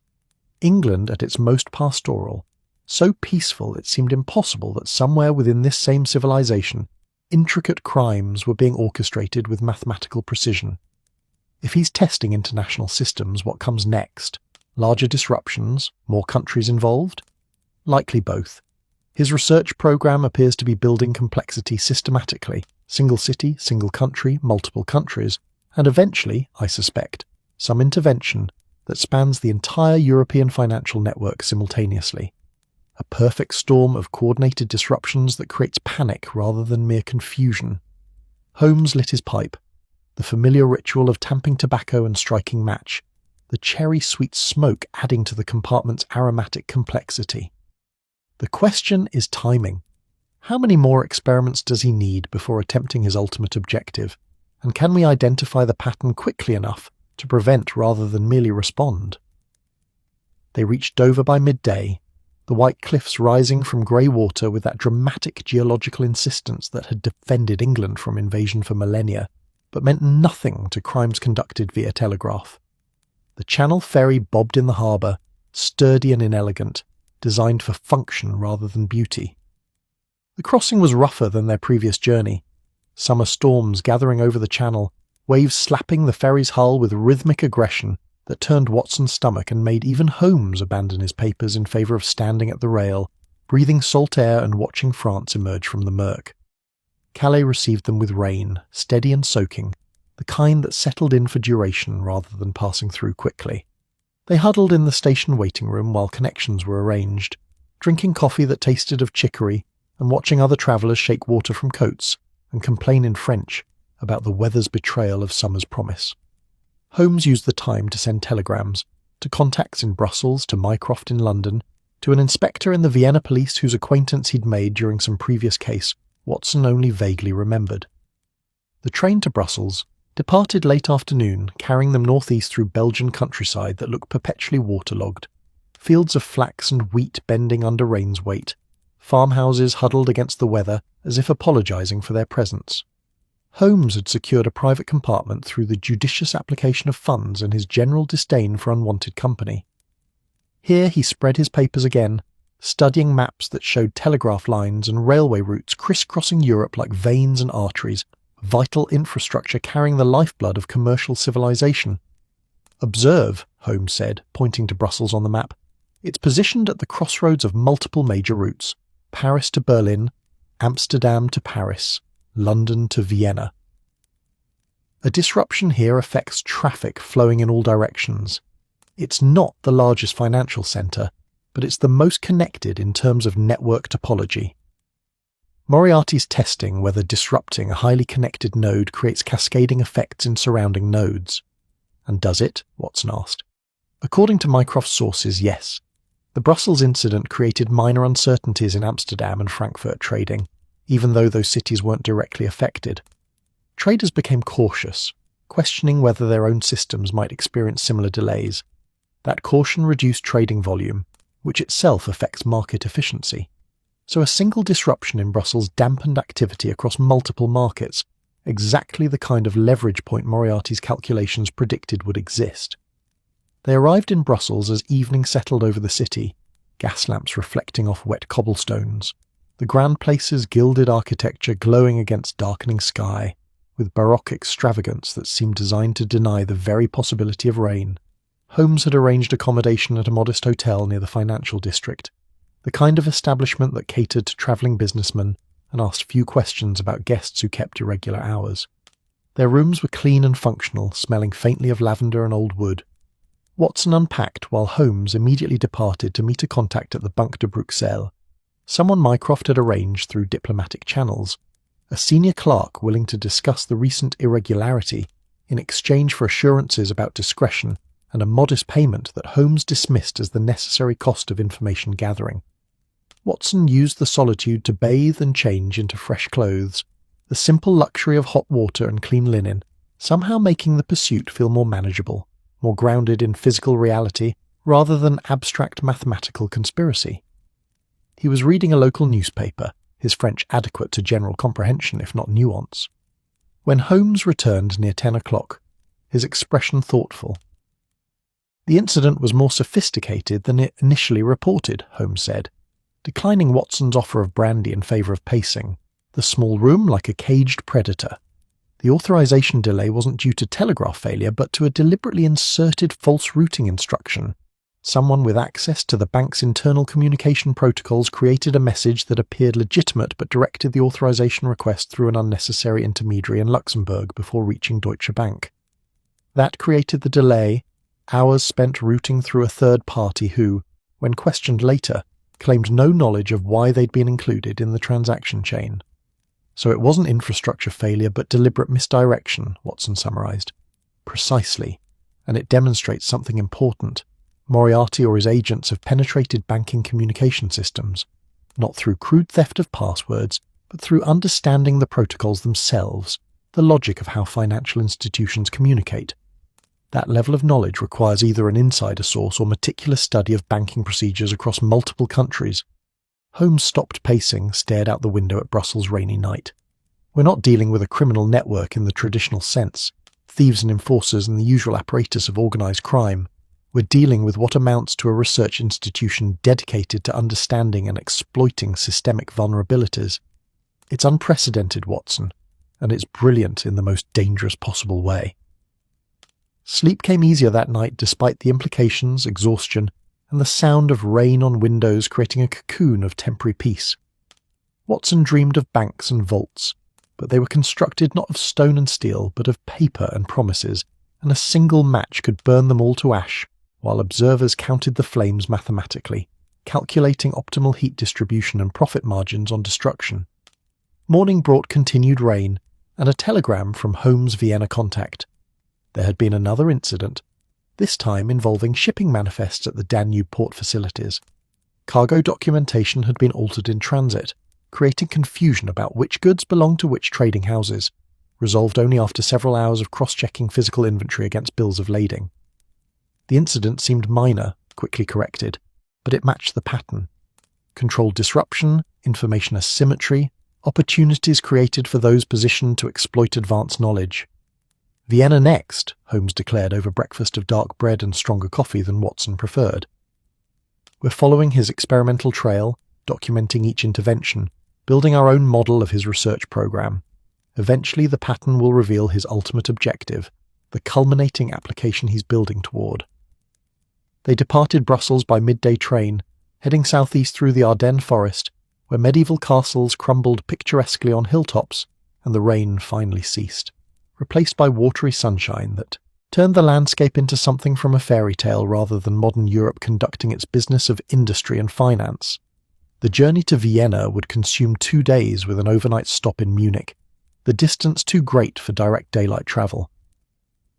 Holmes spent the journey in intense concentration, barely speaking except to request Watson's observations on various aspects of the case. The doctor found himself serving as sounding board, occasionally offering thoughts that Holmes would either dismiss or incorporate into his developing theory with equal rapidity. It reminded Watson of their early days at Baker Street, before fame had made Holmes a public figure, when they were simply two men trying to understand London's criminal patterns through application of reason and careful observation. Munich greeted them with Bavarian efficiency, all clean streets and stolid architecture, a city that took pride in order and seemed affronted by the very concept of chaos. They stayed at a hotel near the Hauptbahnhof, the central station, where Holmes immediately sought out the telegraph office to check for messages. 3 awaited, one from Lestrade reporting more London incidents fitting the established pattern, one from Mycroft with concerning news about disruptions in Amsterdam's diamond trading, and one unsigned message that consisted simply of coordinates and a single word: hasty. Holmes stared at this last telegram for a long moment, his face cycling through emotions Watson couldn't entirely read. Anger, certainly, but also something that might have been reluctant admiration. "Moriarty," he said finally, handing Watson the paper, criticising our investigative pace, suggesting we're not keeping up with his experimental schedule, which means he knows we're following his trail and, rather than hiding his tracks, he's actively engaging with our pursuit. "Is that arrogance or strategy?" Watson asked. "Both. He's confident enough in his system's robustness that our investigation doesn't threaten him. We're observers in his laboratory, watching experiments unfold but lacking the understanding to prevent them. But he's also teaching, as his letter promised, giving us coordinates, presumably to his next intervention site, challenging us to arrive in time to observe directly rather than investigating the aftermath." Watson examined the coordinates. "Can you determine location from these?" "Vienna's second district near the Prater, not the financial centre. That's the first district, the inner Stadt. The Prater is an amusement park, recreational area. What would interest Moriarty there?" Holmes pulled out a Vienna guidebook he'd acquired in Brussels, studied it with narrowed eyes. "Unless, Watson, the Prater hosts a major telegraph relay station, not publicly advertised, but it's a node in the network connecting Vienna to Budapest and Prague. If he's planning to disrupt communications across multiple capitals simultaneously..." They took the night train to Vienna, both too agitated for sleep despite the comfortable berth-sleeping car. The train rocked through Austrian darkness while Holmes sketched scenarios, calculated possibilities, and tried to anticipate what experiment Moriarty intended to conduct that required their witness. Dawn found them approaching Vienna across the Danube plain, the great river reflecting pink sunrise light, the city emerging from morning mist with its imperial architecture, suggesting permanence that empires never quite achieved. Vienna was larger than Brussels, more elegant than Munich, carrying itself with the confidence of a capital that had ruled half of Europe for centuries and saw no reason to doubt its continued importance. The streets were already busy in the early morning, delivery wagons and tramcars, businessmen hurrying toward offices, the machinery of the empire conducting its daily business. Holmes led them directly to the Prater, the massive park stretching along the Danube's northern bank. The amusement area was mostly closed at this hour, the famous Riesenrad, the giant Ferris wheel, standing silent and somehow lonely against the morning sky. But Holmes wasn't interested in entertainment. He navigated through tree-lined paths to the park's eastern edge, where a nondescript building housed telegraph equipment, wires emerging from its roof like mechanical branches reaching toward connection with the wider world. "There," Holmes said, pointing to a figure on the building's roof, a telegraph worker apparently conducting routine maintenance, though the sun barely rose seemed an odd hour for such work. "That's either a legitimate employee or someone with excellent forgery of credentials. Either way, we need to—" The explosion was modest as explosions went, more flash and smoke than destructive force, but sufficient to sever several telegraph lines and send the rooftop figure scrambling down with suspicious speed. Holmes was already running, Watson following despite his leg protesting the sudden exertion, both men converging on the building as the worker reached ground level and bolted toward the park's maze of paths. "Stop! Police!" Holmes shouted in German, the lie justified by circumstance, but the figure didn't stop, didn't even slow, disappearing into shrubbery with the practiced ease of someone who'd planned escape routes as carefully as the sabotage itself. They reached the building to find telegraph operators emerging in confusion, smoke drifting from severed cables, the damage significant but not catastrophic. Lines could be repaired within hours. Holmes examined the roof access, the point where charges had been placed, the precision of targeting that had destroyed specific connections while leaving others intact.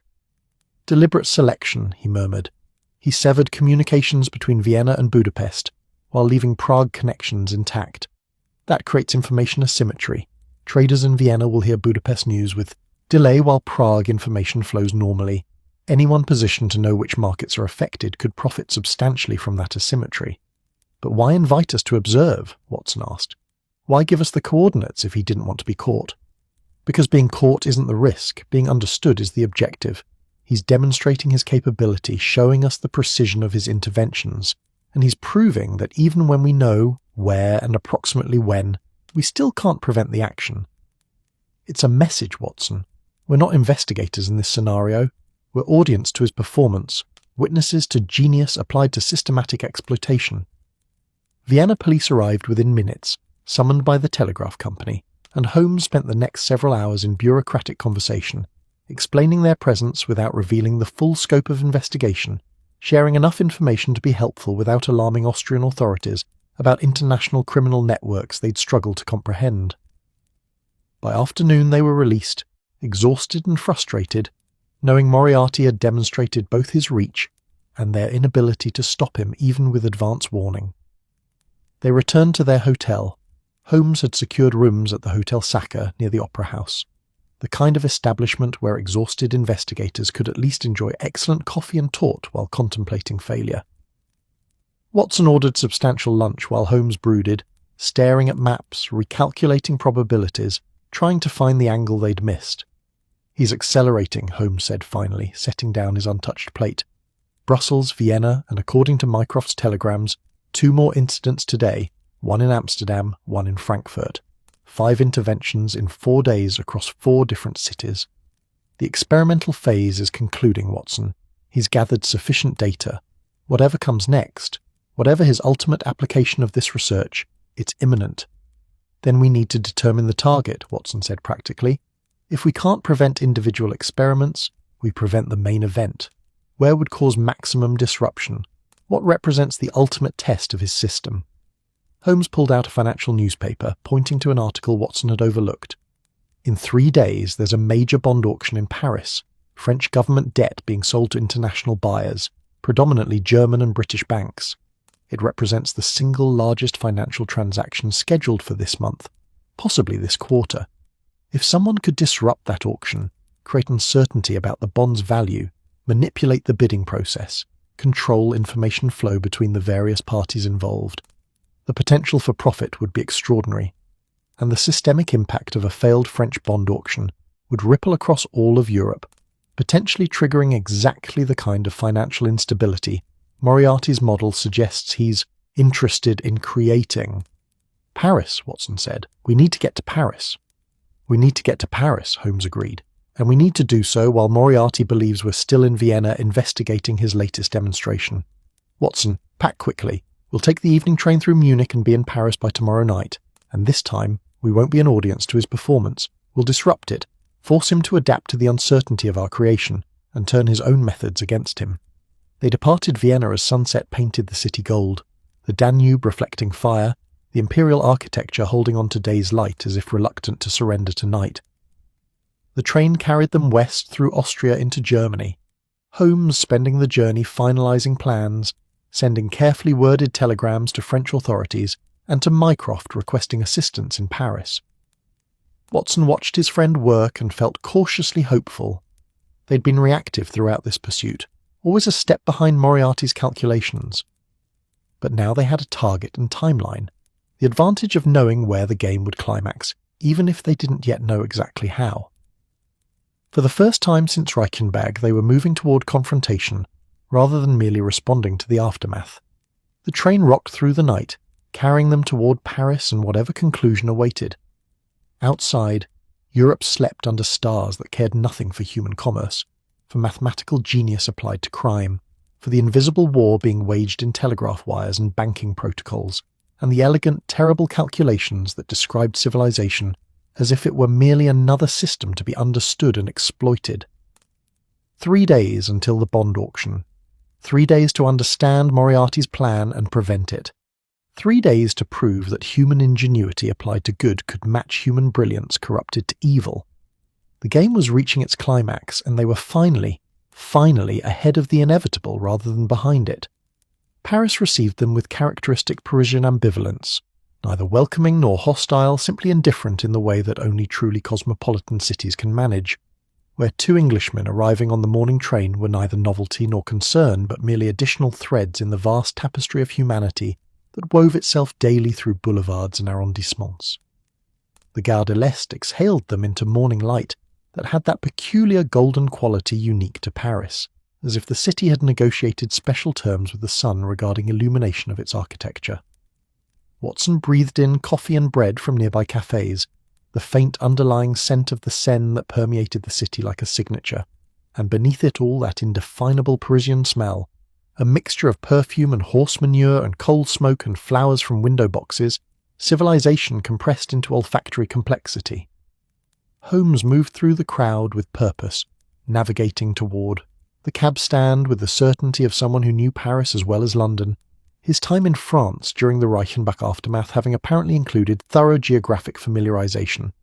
They secured a fiasco, the Parisian cab with its patient horse and driver who looked like he'd been born in that particular seat and would die there, weathered and philosophical about the strange destinations foreigners requested. Holmes gave an address in the second arrondissement near the Bourse, Paris's stock exchange, where financial France conducted its daily dance of speculation and settlement.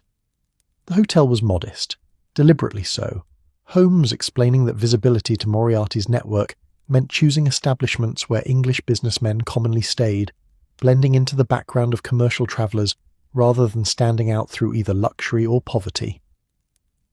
Their rooms overlooked a courtyard where a fountain burbled with mathematical regularity, pigeons conducting their endless negotiations over territory and breadcrumbs, the sounds of Paris muted by the building's thick walls into something almost peaceful, despite the city's energetic pulse just beyond the windows. "We have 48 hours, Holmes said, declining to unpack beyond extracting fresh papers and maps from his valise.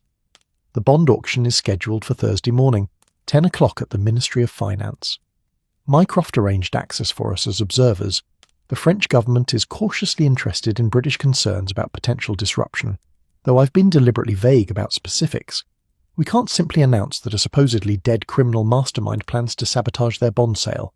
We need evidence, or better yet, we need to prevent the disruption entirely." Watson settled into a chair by the window, suddenly aware of how many days they'd been travelling, how many trains and hotels and conversations in multiple languages, how far they'd come from Baker Street's comfortable certainty. "What's our approach? We can't guard every telegraph line in Paris.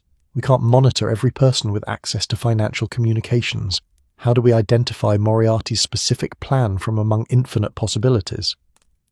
We narrow the possibilities through elimination and logic, Holmes replied, spreading a map of Paris across the bed. Consider what we know about his previous interventions. They're precise, targeted at specific communication nodes or processes. They create information asymmetry. Some parties know things others don't, creating advantage. And they're executed through legitimate appearing access. Forged credentials, insider assistance, exploitation of existing procedures rather than crude breaking and entering. Given those patterns, what would disrupting the bond auction require, Watson thought, applying the method he'd learned from years of association with this remarkable mind. The auction involves multiple parties, the French government selling, and various international banks bidding. Successful disruption would require either preventing bids from reaching the government, or altering bids in transit, or creating false information about bond value that influences bidding behaviour. Excellent. Now consider infrastructure. The auction itself is physical, conducted at the ministry, but the bids originate from banks across Paris and beyond. They're communicated via telegraph to the ministry, compiled by officials, announced publicly. The vulnerability points are the telegraph lines carrying bids, the ministry's receiving and compilation process, or the bank's internal processes for authorising their bids. Holmes traced routes on the map between major banks and the Ministry of Finance. Moriarty's previous interventions targeted communication infrastructure, telegraph lines, routing protocols.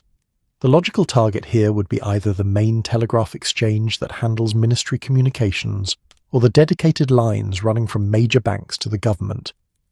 Which means we need to identify those specific lines and monitor them, Watson said. Precisely. And we need the French authorities' cooperation to do so without alerting anyone that the auction is considered vulnerable. Mycroft's contact at the British Embassy has arranged a meeting this afternoon with someone from the Sûreté, France's detective force. We'll share enough information to get their assistance without revealing the full scope of what we're dealing with. The meeting occurred at 3 o'clock in a cafe near the Luxembourg Gardens, chosen for being public enough to avoid suspicion, but quiet enough for confidential conversation. Inspector Lefebvre was perhaps 50, with the sceptical face of someone who'd heard many theories and found most wanting, but his eyes held intelligence that suggested he might be convinced by sufficient evidence. Holmes presented a carefully edited version, concerns about financial crime, patterns observed across Europe, possibility of disruption targeting the upcoming auction. He showed some of the notebook's calculations, enough to demonstrate sophistication without revealing the full scope of Moriarty's research program. Lefebvre studied the papers, sipped his café au lait with deliberation that suggested thinking rather than drinking, finally nodded slowly. We have been seeing unusual activity, small irregularities in telegraph traffic, unauthorised access attempts at financial institutions, nothing major, but the frequency has increased. We attributed it to ordinary criminal opportunism around a large transaction, but your evidence suggests coordination. His French accent made the words sound more elegant than their content warranted. What do you propose? Surveillance on the primary telegraph exchange serving the Ministry of Finance and major banks, Holmes said. Plainclothes officers monitoring physical access, logs of all traffic during the auction period, immediate investigation of any irregularities, however minor. Additionally, I'd like to inspect the Ministry's telegraph receiving room, understand the process, identify vulnerabilities, and perhaps recommend temporary security enhancements. This can be arranged, Lefebvre said. Though I must ask, you mentioned patterns across Europe. Are we dealing with an organisation, a network? The scale you're suggesting requires resources beyond ordinary criminals. Holmes chose his words carefully.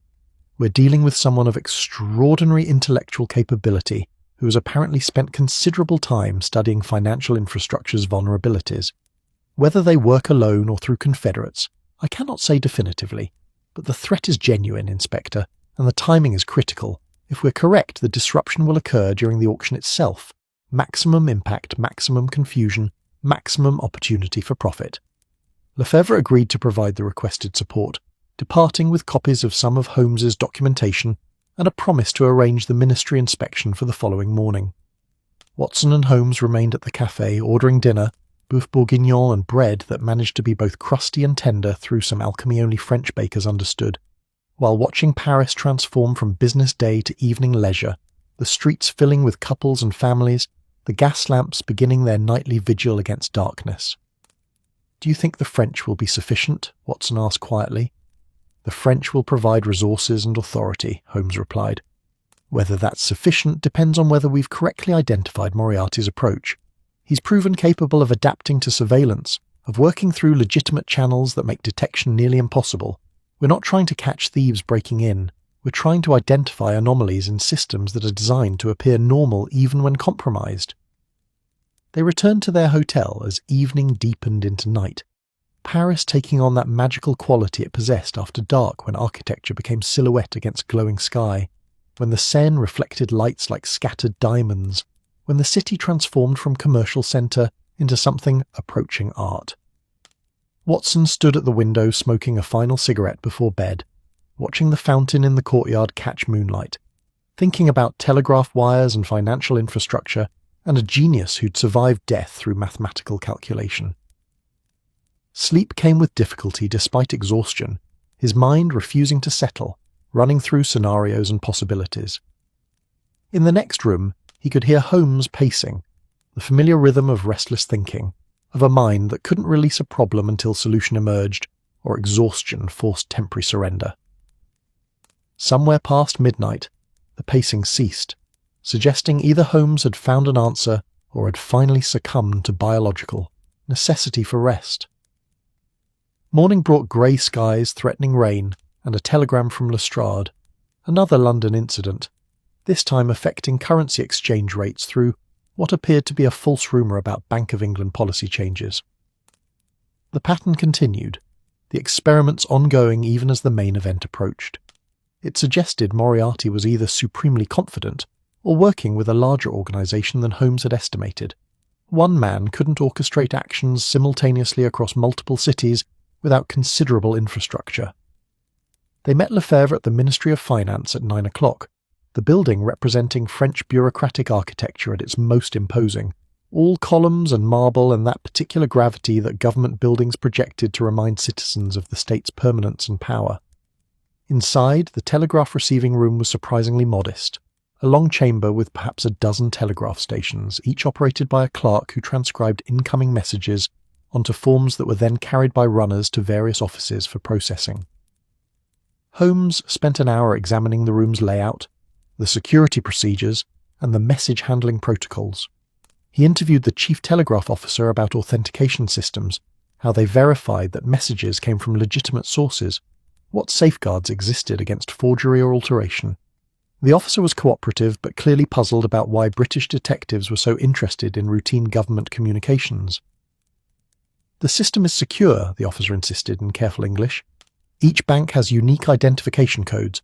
Messages are logged with timestamps. Any irregularity would be immediately apparent." "And if someone obtained a bank's identification codes?" Holmes asked. "If they could send messages that appeared legitimate?" The officer's face showed troubled contemplation. "That would require either stealing the codes or having an insider at the bank who could access them. We assume such breaches are prevented by the bank's own security measures." "Assumptions," Holmes murmured, "are often where systems fail." They departed the ministry with Holmes looking thoughtful, his fingers drumming against his leg in that characteristic pattern that meant calculations were occurring. The weak point isn't the ministry's receiving process, it's authentication at the source. If Moriarty or his agents have obtained banks' identification codes, they could send false bids that would be accepted as legitimate. The ministry would have no way of knowing they'd been deceived until banks complained about bids they never submitted. "So we need to warn the banks," Watson suggested. "We need to do more than warn, we need to verify their security. But there are dozens of banks eligible to participate in the auction. We can't inspect them all before tomorrow morning." Holmes hailed a cab, gave the driver an address Watson didn't recognise. "However, we can focus on the most likely targets, the largest banks, those whose bids would represent the most significant portion of the auction. If Moriarty's goal is disruption, he'd target institutions whose absence or altered bids would most dramatically affect the outcome." They spent the afternoon visiting 3 major banks, Crédit Lyonnais, Société Générale, Banque de France. At each, Holmes spoke with senior officers about their auction participation, their security procedures for submitting bids, and their authentication protocols.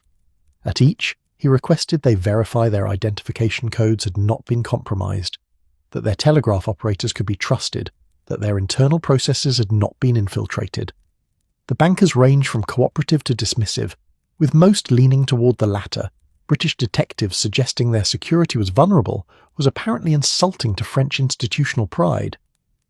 But Holmes persisted, patient and methodical, until each agreed to implement additional verification steps for their auction bids, secondary confirmation via messenger, in addition to telegraph, direct communication with ministry officials to confirm receipt, heightened scrutiny of any unusual internal communications. By evening they'd done what they could through official channels. Holmes seemed unsatisfied, as if aware they'd addressed obvious vulnerabilities while missing something less apparent but potentially more critical. They took dinner at a small restaurant near their hotel, the kind of a local establishment that catered to neighbourhood residents rather than tourists, where the wine was honest and the cassoulet rich enough to qualify as sedative. "I feel like we're missing something," Watson voiced what Holmes's expression already communicated. "We've secured the ministry, warned the banks, and arranged surveillance. What else could he exploit?" "I don't know," Holmes admitted, and the admission was rare enough to be concerning. "Moriarty operates with mathematical precision, which means he's calculated something we haven't. Some variables in the system that we've overlooked or underestimated. The question is whether we'll identify it before he exploits it, or whether we'll only understand his approach in retrospect, after damage is done." They returned to the hotel near 10 o'clock, Paris settling into its nightly rhythms, the boulevards still populated but with different energy, less commercial urgency, more leisure and romance, the city embracing its reputation for beauty and pleasure after the workday's more serious concerns. Watson was preparing for bed when Holmes suddenly stood from where he'd been reviewing papers, his face transformed by realization. "Watson, the bonds themselves. We've been focused on communication and authentication, on preventing false bids or disrupted messages. But what if the attack isn't on the auction process but on the bond's perceived value? What if Moriarty's plan is to destroy confidence in the securities being sold?" Watson tried to follow the logic. How would that work? Consider. The bonds represent French government debt, backed by France's economic strength and political stability. Their value depends on investor confidence in France's ability to repay. What if, immediately before or during the auction, information emerged suggesting that confidence was misplaced? A financial scandal, a political crisis, revelation of economic weakness previously hidden, anything that made investors doubt French stability would cause them to reduce their bids or withdraw entirely. The auction would fail not because of technical disruption, but because nobody wanted to buy bonds they suddenly perceived as risky. "But Moriarty can't create actual political crises," Watson objected. "He doesn't need to create reality, only perception. False information, planted rumours, forged documents suggesting scandal or weakness, released through channels that appear credible, timed to impact the auction before verification could occur. By the time the truth emerged, the auction would be over, the damage done. And in the chaos of a failed bond sale, with prices cratering and panic spreading, someone positioned to profit from the collapse would make an enormous fortune." Watson felt cold settling into his stomach. "That's diabolical, and nearly impossible to prevent. How do you guard against information that doesn't exist yet?"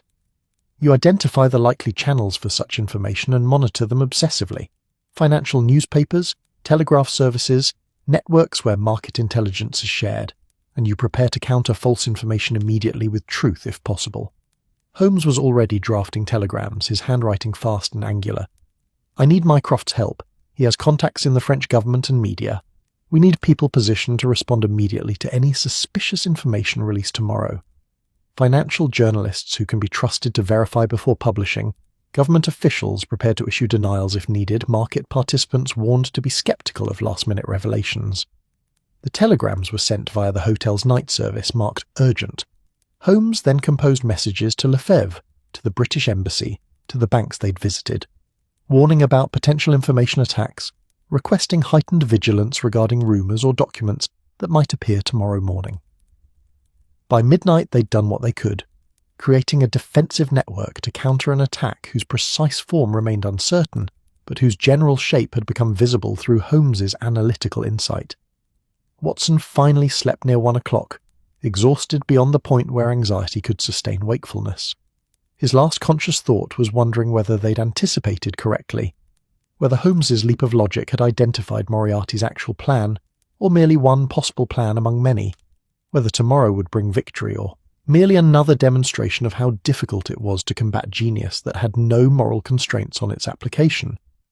He dreamed of newspapers, their headlines writhing like snakes, words rearranging themselves into accusations and scandals, truth and lies becoming indistinguishable until even the paper itself seemed uncertain what it proclaimed.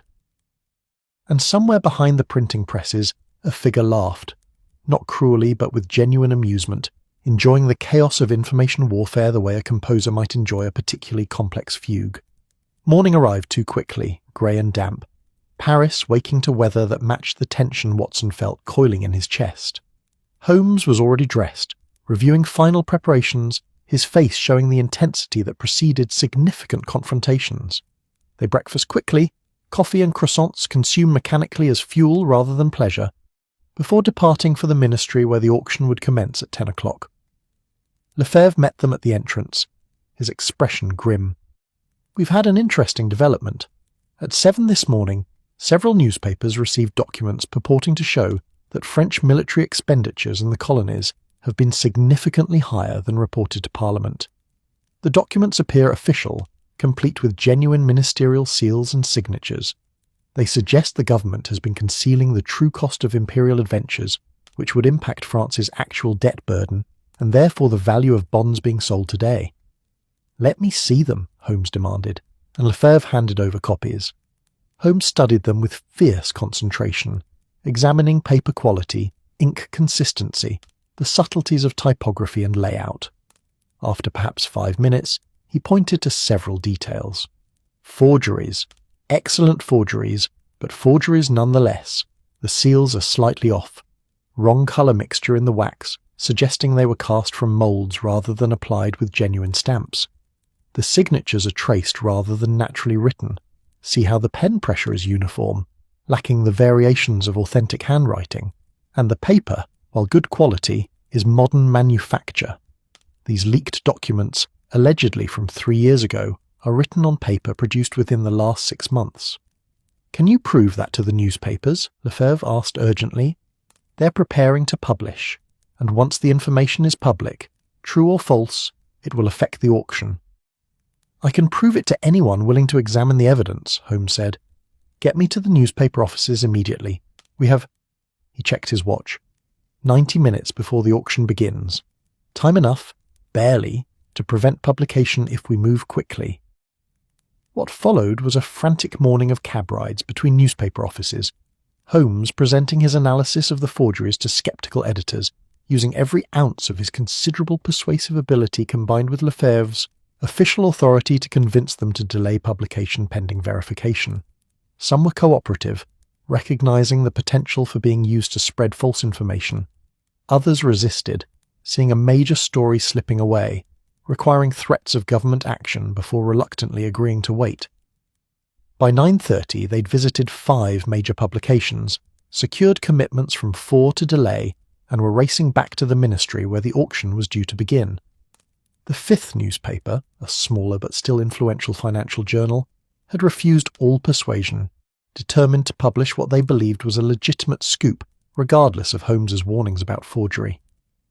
They arrived at the ministry at 9:55, breathless and anxious, pushing through crowds of bankers and government officials gathering for the auction. The Minister of Finance was about to begin opening remarks when an aide handed him a note.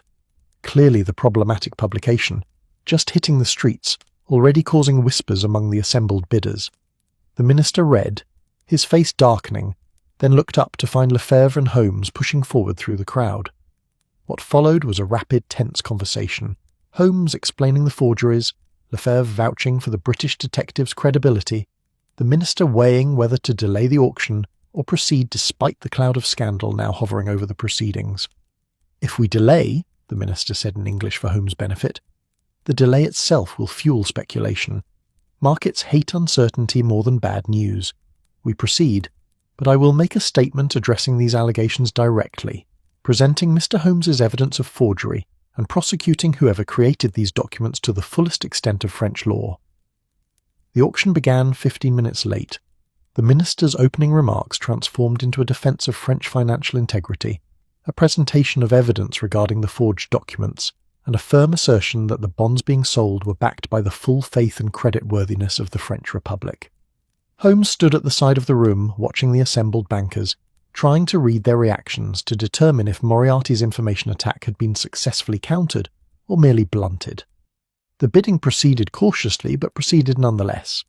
Banks submitted their offers, the amounts slightly lower than predicted. The scandal had created some doubt, had succeeded in reducing demand even though exposed as false, but the auction didn't fail catastrophically.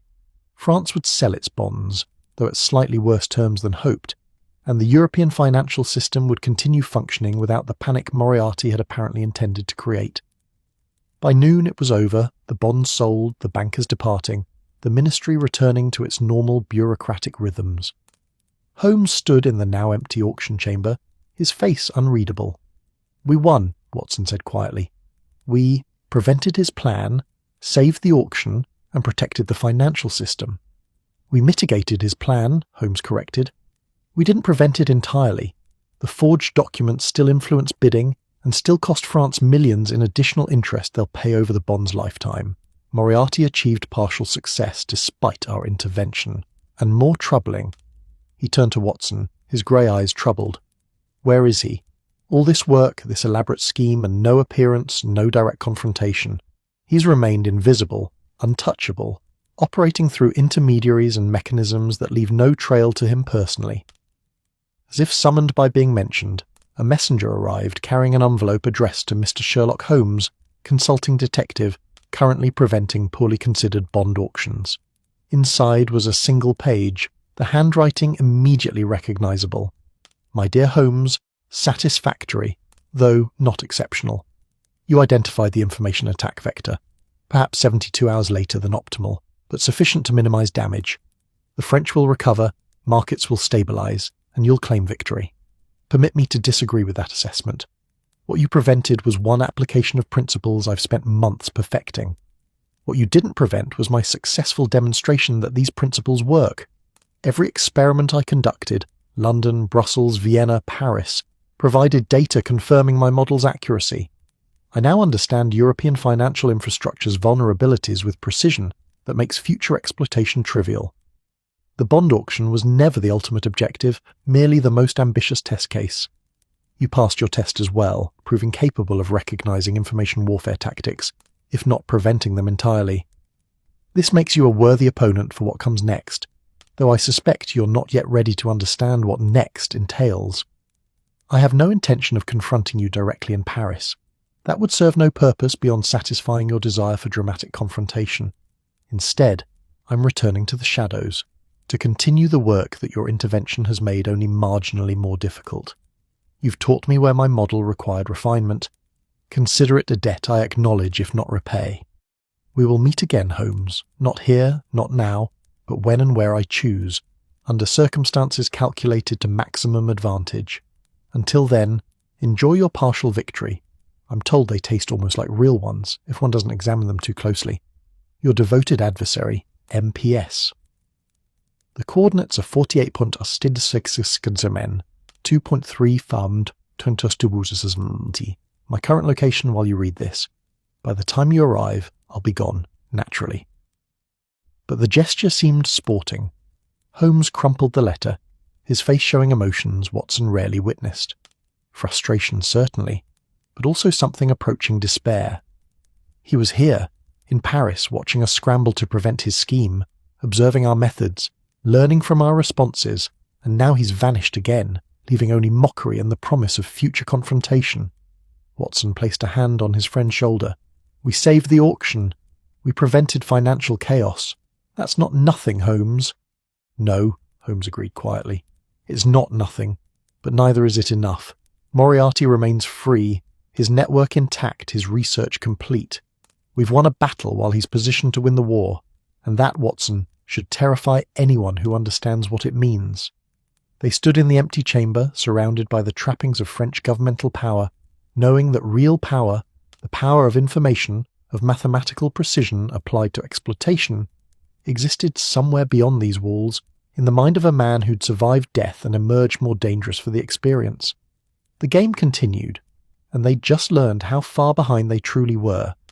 The journey back to London felt longer than the miles warranted, as if disappointment possessed weight that slowed the train, as if the knowledge of partial victory transformed into partial defeat through the alchemy of retrospection. Holmes sat in their compartment staring at the French countryside that blurred past with indifferent beauty. Fields of sunflowers turning their faces toward afternoon light, villages clustered around church spires that had watched centuries pass with stone patience, the land itself unconcerned with human dramas of crime and prevention, genius and obsession. Watson had given up attempting conversation somewhere around Amiens, recognizing that his friend needed silence to process what had transpired in Paris, to reconcile the satisfaction of having thwarted Moriarty's immediate plan with the frustration of having failed to capture the man himself or dismantle his organization. The doctor occupied himself with reading French newspapers they'd collected, accounts of the bond auction that praised the government's handling of the forgery scandal, mentioned in passing the assistance of British investigators, and generally presented the event as minor disruption successfully managed rather than narrowly averted catastrophe. Channel crossing brought grey water and greyer sky, Dover's white cliffs emerging from mist like ancient sentinels greeting their return to England with stoic indifference. The transition from France to Britain felt like leaving the theatre and returning to ordinary life. Paris had been a stage where dramatic confrontations played out. London was home where consequences needed to be confronted, and life resumed its familiar patterns. Baker Street received them in late afternoon, Mrs. Hudson emerging from her quarters with a tea tray that suggested she'd somehow known to expect their return despite receiving no telegram announcing it. The room smelled of furniture polish, and that particular mustiness that accumulated when spaces sat unoccupied, dust settling and air growing stale despite windows left, slightly ajar for circulation. "Welcome home, Mr. Holmes, Dr. Watson," she said, setting the tray on the table with practised efficiency. "I trust your continental travels were productive." The hesitation before the final word suggested she'd learned not to assume success in their ventures, that productivity came in forms too complex for simple questions.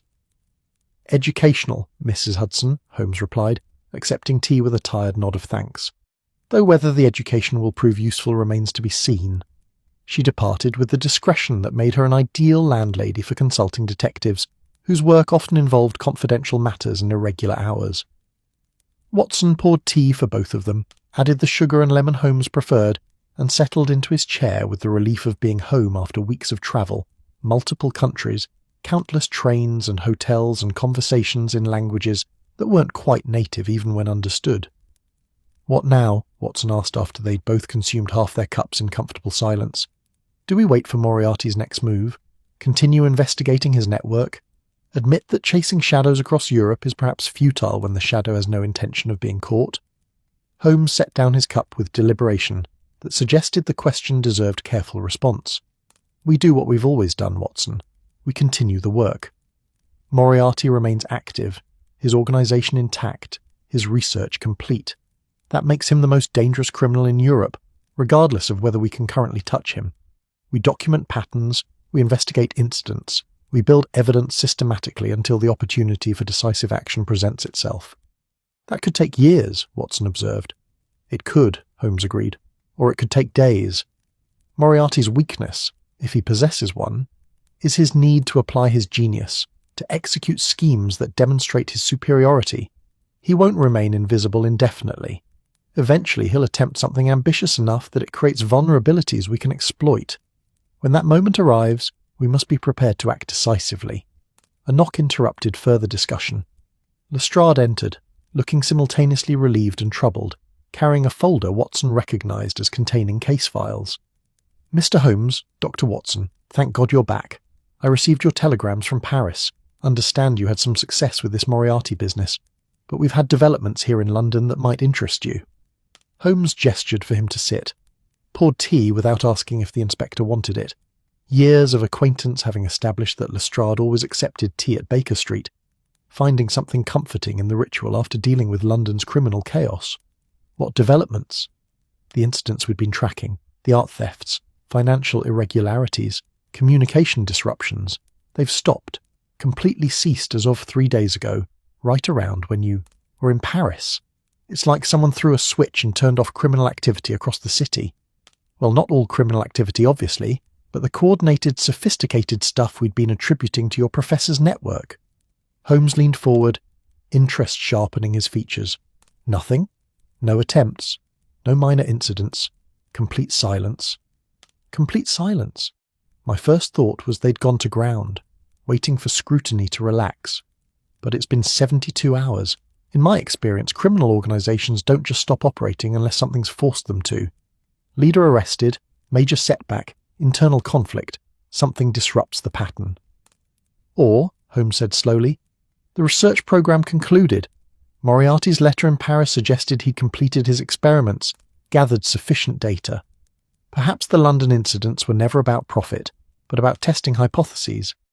Once the test concluded and the Paris demonstration occurred, continued activity in London served no purpose and created unnecessary risk. Watson felt something cold settle in his chest. You're saying he's finished with London? That his attention has moved elsewhere? I'm saying his experimental phase has concluded, Holmes clarified. What comes next is application, using the knowledge he's gained to execute something more ambitious than individual thefts or market manipulations.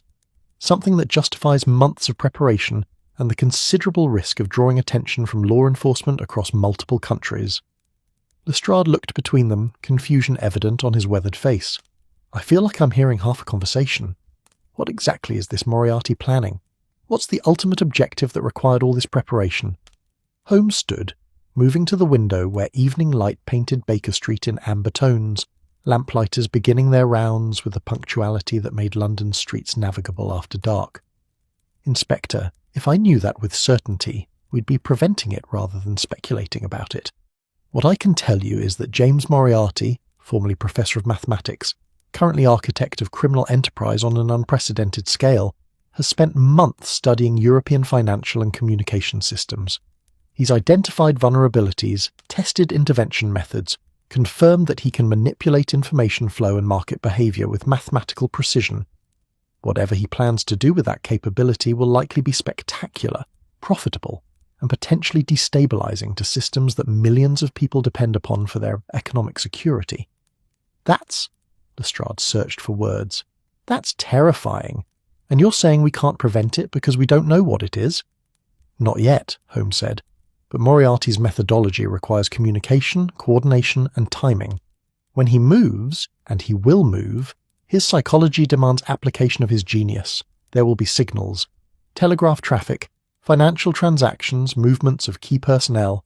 We maintain surveillance on indicators, and when patterns emerge, we respond with everything available. Lestrade departed shortly after, armed with a list of specific things to monitor, unusual financial transactions, telegraph anomalies, any incidents matching the previous pattern even if they seemed minor. Holmes returned to his papers, reviewing everything they'd gathered over the past weeks, trying to find clues about Moriarty's ultimate objective hidden in the experimental data. Watson watched his friend work as evening deepened into night, as Mrs. Hudson brought up cold supper they barely touched, as London settled into its nightly rhythms outside their windows. The familiar sounds, distant carriages, occasional shouts, the city's endless conversation with itself, provided backdrop to Holmes's intense concentration, to the work of trying to understand a mind that operated by logic so pure it became its own form of madness. Near midnight, Watson finally spoke about what had been troubling him since Paris. Holmes, what if we can't stop him? What if Moriarty executes whatever he's planning and we're simply too late, too slow, too limited in resources compared to his organization? Holmes looked up from his papers, and Watson saw in his face something unexpected, not confidence or determination, but acceptance of uncertainty. Then we document what happened, learn from our failure, and do better next time.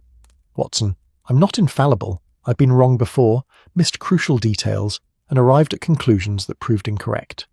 The difference between success and failure in this work is often merely luck and timing rather than superior intellect.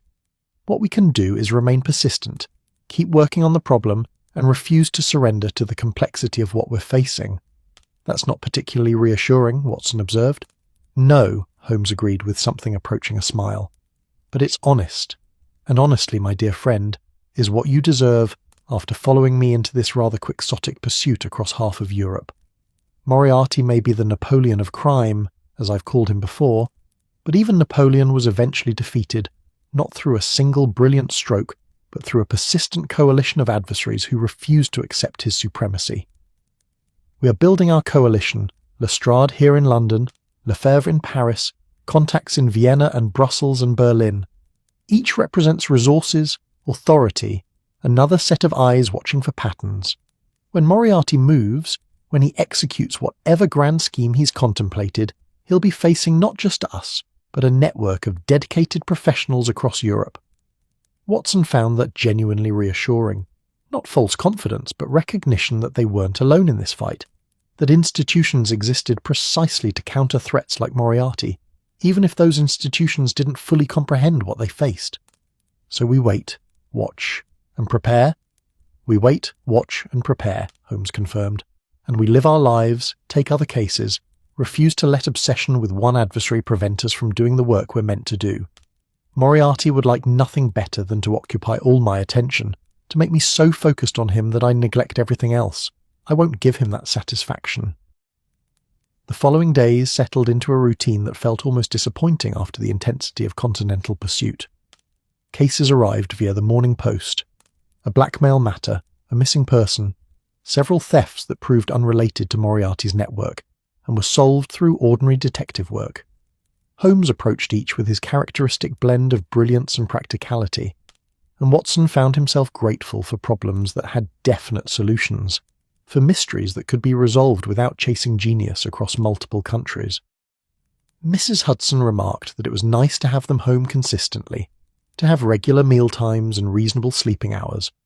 Watson agreed, enjoying the return to Baker Street's comfortable rhythms, the violin music in evenings and breakfast conversations, and the familiar geography of London after weeks of foreign cities.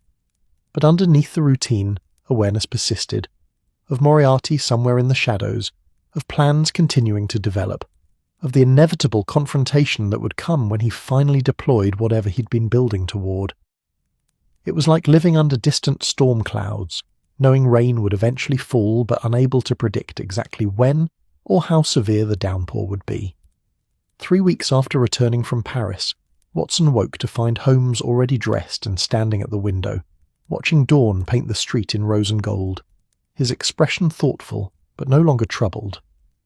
"I've been thinking about legacy," Holmes said, without preamble, without turning from the window. "About what we leave behind when we're gone. Moriarty believes his legacy will be a perfected criminal system, elegant and self-sustaining.